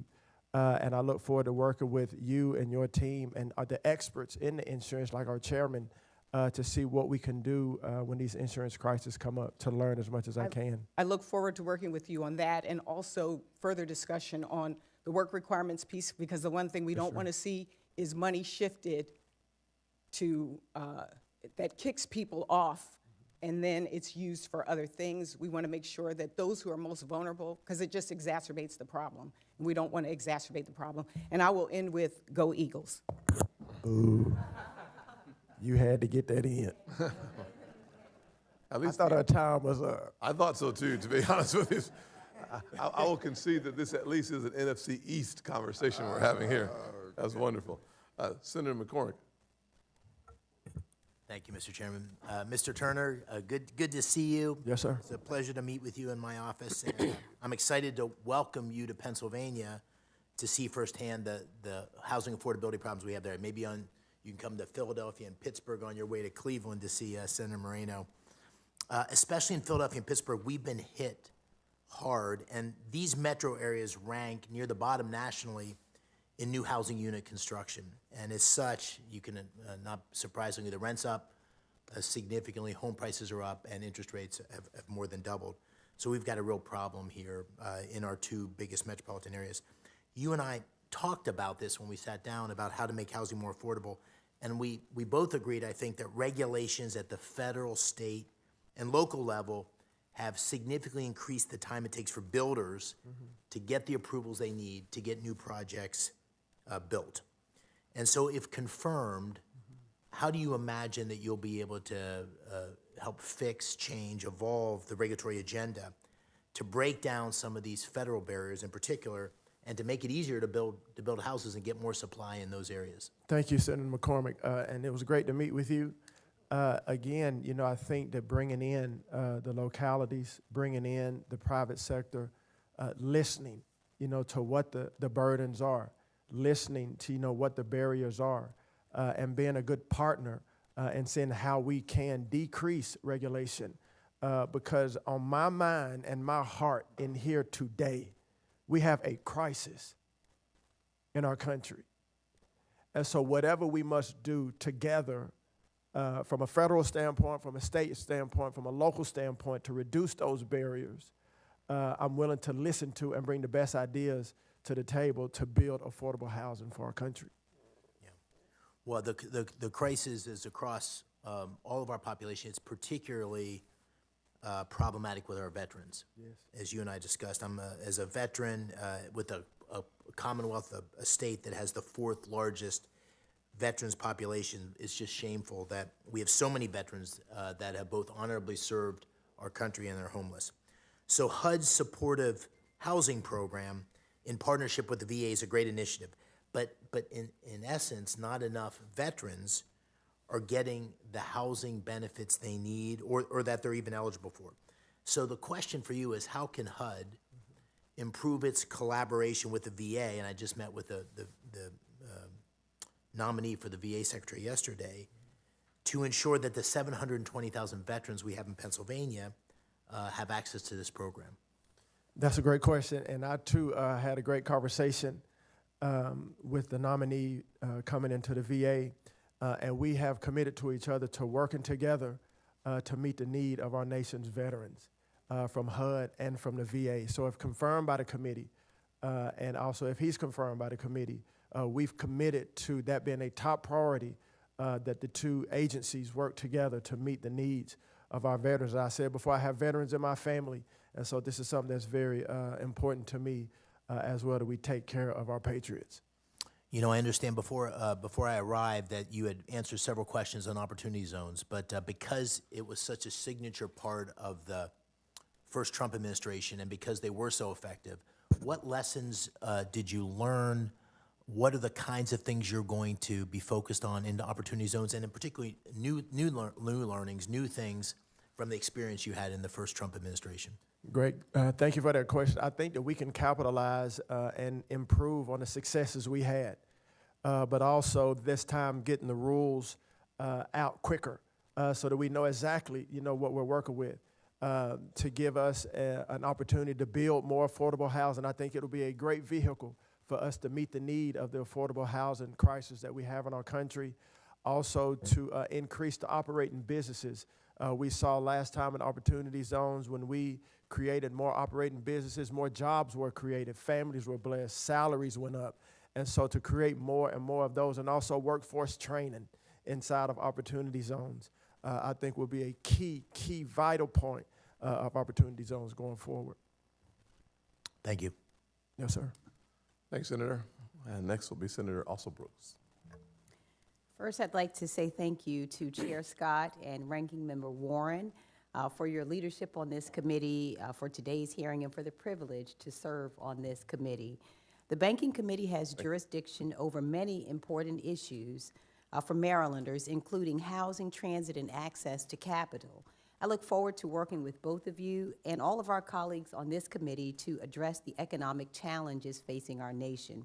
To Mr. Turner, congratulations to you and to your family on your nomination. And thank you for your willingness to serve as our Secretary of Housing and Urban Development. I know the moment is short. I've been warned already, and so I would just request, if possible, a simple yes or no to some of the following questions. First of all, your role will be important as we seek to bring down prices and expand economic opportunity for every American.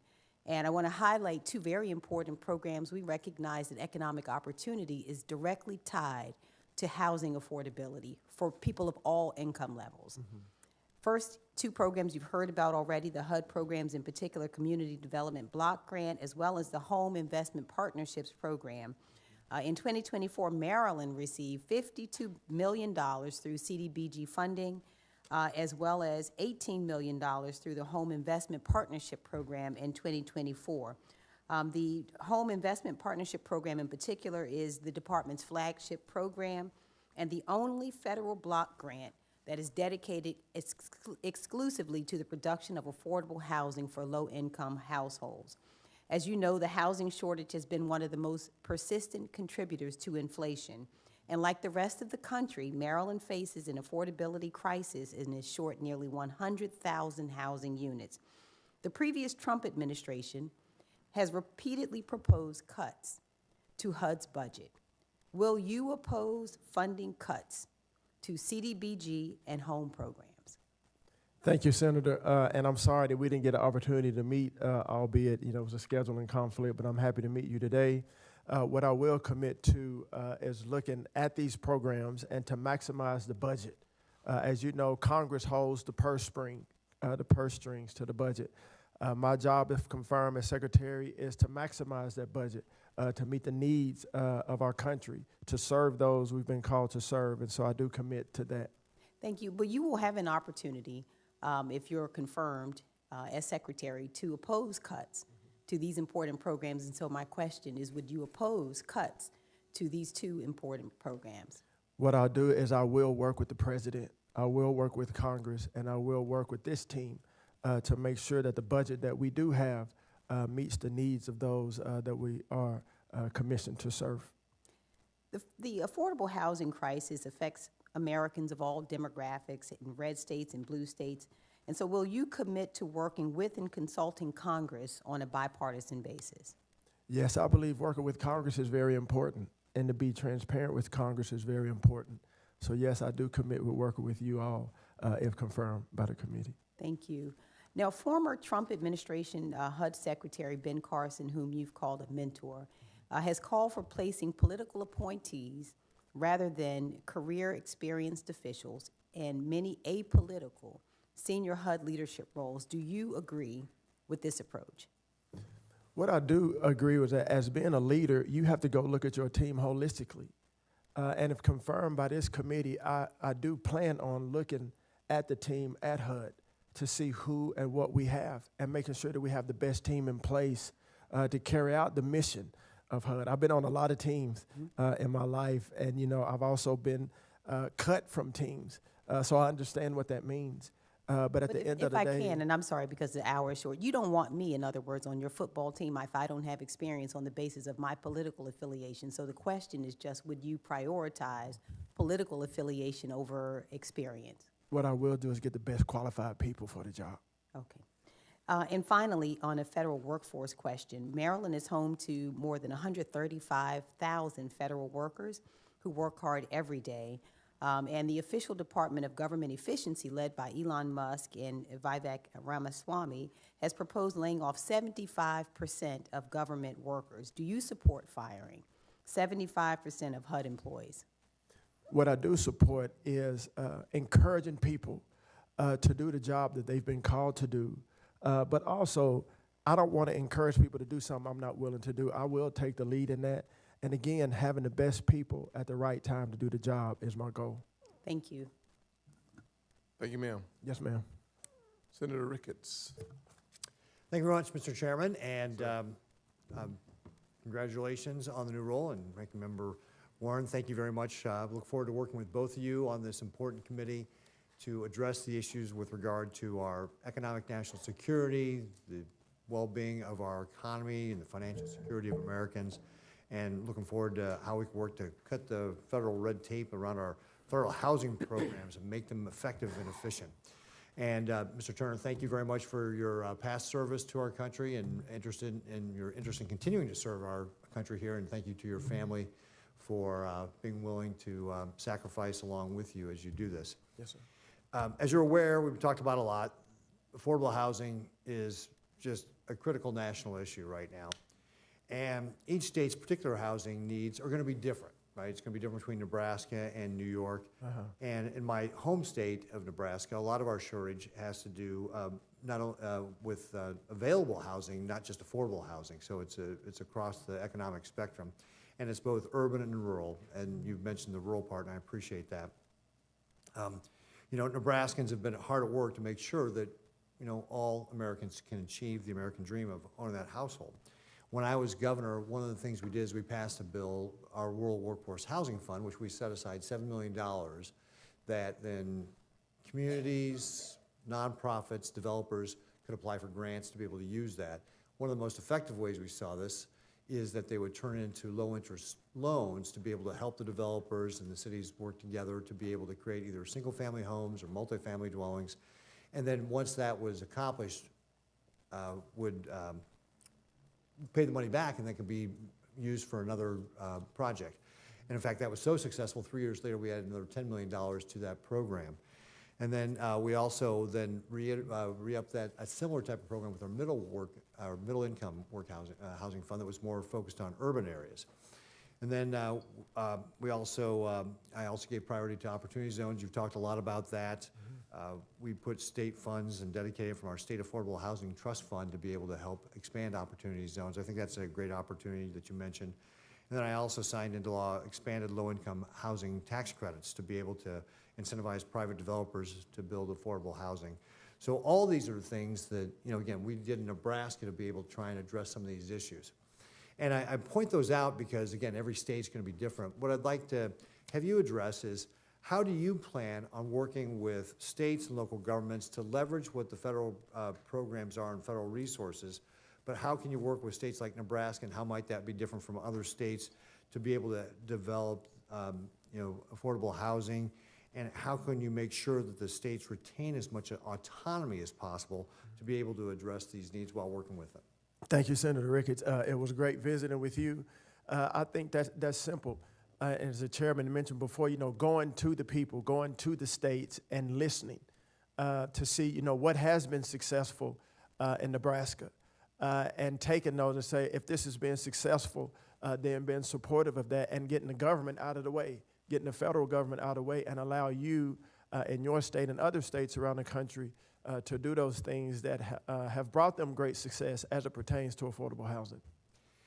Yeah, I obviously wasn't here for a lot of the previous testimony, so I apologize if I'm repeating a question here, but you led President Trump's White House Opportunity and Revitalization Council.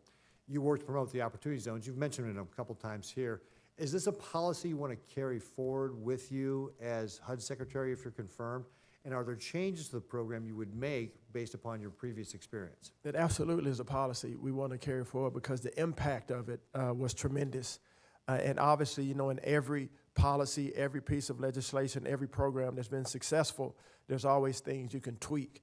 And we talked about watching film earlier. We have the first round of opportunity zones, so we got a lot of film on it. And the improvements that we could make, take the successes of it and do them better. Hopefully we can get the rules out quicker. We can increase operating businesses, but also use it as a platform to build more affordable housing and create jobs in our country. So how do you propose to incentivize states like Nebraska to be able to work with you on your priorities and get them willing to put in state funds in tandem with the federal policies? I think, when you ask people to work with you, you have to show some success. You have to show that you are transparent, that you are willing to do what it takes to be efficient. And I think when people see your successes and what you're putting forward, they're more apt to work with you. And so to go to states like Nebraska and lay out a plan of what we want to do from a HUD standpoint and work with you and other states, I think will create a great partnership going forward to meet the mission of HUD. Great. Well, one of the things we talked about was Americans experiencing homelessness and helping them find a safe and stable home. So obviously the heart of HUD's mission is to be able to do that. And it's been a bipartisan priority. HUD's 2024 point-in-time count identified 771,480 people experiencing homelessness, an 18% increase from the previous year and the highest number ever recorded. I know I'm just running out of time here, but can you give me just a high level, how will you use your office and your platform here to be able to reduce homelessness? Yes, sir, thank you, and I'm very familiar with that report. To take inventory of the homelessness in our country and the programs that we provide at HUD, what's working and what's not, and also to engage, the localities and organizations, including faith-based and others that are successful around the country, and partner with them. Great, thank you. Thank you, Mr. Chairman. Thanks, Senator. Senator Warnock. Thank you, Chairman Scott. Congratulations. Appreciate it. And congratulate not only you, but Ranking Member Warren on your selections to lead this important committee. I look forward to working with you on the important housing needs of Georgians. Mr. Turner, welcome back. Thank you, sir. And welcome not only to you, but also to your family. I enjoyed our conversation earlier this week. I often tell people that I am a product of good public policy. I think about that often. I've worked hard, but I wouldn't be sitting where I am where I'm sitting without some help, some ladders. Good public policy. I grew up in public housing, and I understand the security and dignity that housing provides children and families. Mr. Turner, do you believe home ownership provides dignity, security, and access to generational wealth? I do. Thank you so much. I agree. And unfortunately, during the first Trump administration, President-elect Trump repeatedly proposed to slash HUD's budget, including cuts and the full elimination of key HUD programs that help people afford rent and realize the dream of home ownership, which you and I agree is so important. If enacted, these cuts would have raised housing costs for millions of American families. Last time, Congress stepped in year after year to save many of these programs. This time, I'm not so sure that we'll be able to do it.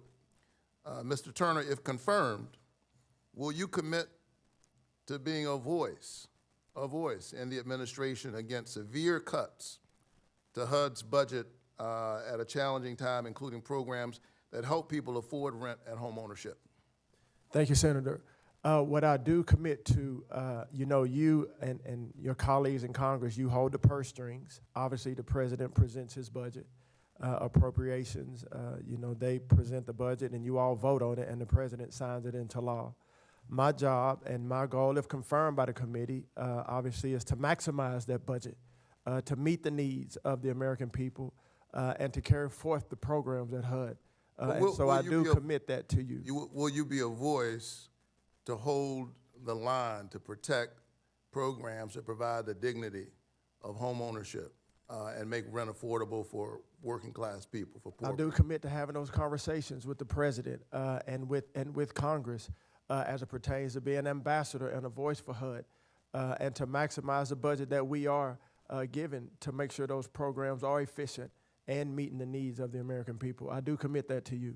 All right. I know you can be a voice. You're a preacher. They didn't mention that. Everybody's talking about the football player. And we only have 2 minutes. And you ain't even got to your second point. And you're a preacher and elected official, both of us, so loquacious of speech. Yes.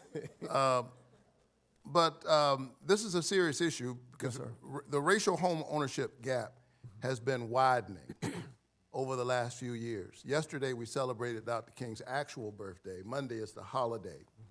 And folks often talk about those two key civil rights bills, the Accommodations Law in 64, Civil Rights Laws, Voting Rights Law in 65. We don't talk enough about fair housing. That is a victory of Dr. King's. That law was signed into law just a few days after his assassination. Right. But that is a result of his work. The first Trump administration sought to weaken and even rescind landmark fair housing laws pushed through by Dr. King. If confirmed, you would be responsible for enforcing these fair housing laws. If confirmed, will you commit to vigorous enforcement of the nation's fair housing laws? Yes or no? Yes. And would you be a strong voice in the administration in favor of protecting existing fair housing laws from efforts to weaken them or to roll them back?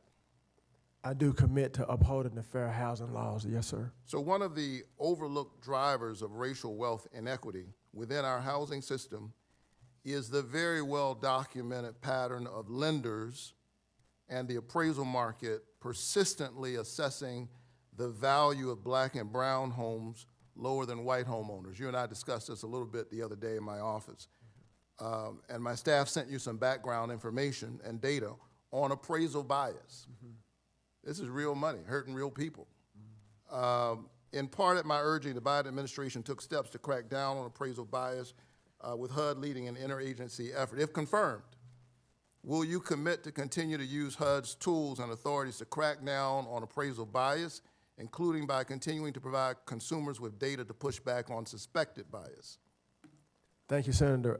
Thank you for the information that you sent. I have begun to read, and I look forward to exploring that more with you. And as I said before, I do commit to upholding the law as it is on the book against all illegal discrimination. Including appraisal bias. We will continue to look into that, and I look forward to working with you on that and become more well-studied. Thank you. Thank you very much. And I hope you will continue HUD's important work on this matter, even as we go into this weekend of celebrating Dr. King's birthday. Thank you, sir. Thank you, Senator Warnock. Well, that concludes the question and answer portion of today's hearing.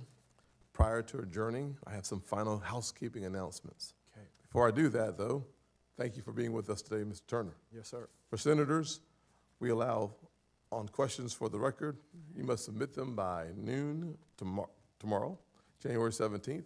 Let me repeat that, that's 12 p.m. tomorrow. And for our witness, please respond by Sunday, January the 19th at 5 p.m. to the written questions you receive in order to facilitate this committee promptly processing this nomination. Your ability to adhere to that is really important. Yes, sir. Thank you. With that, this hearing is adjourned.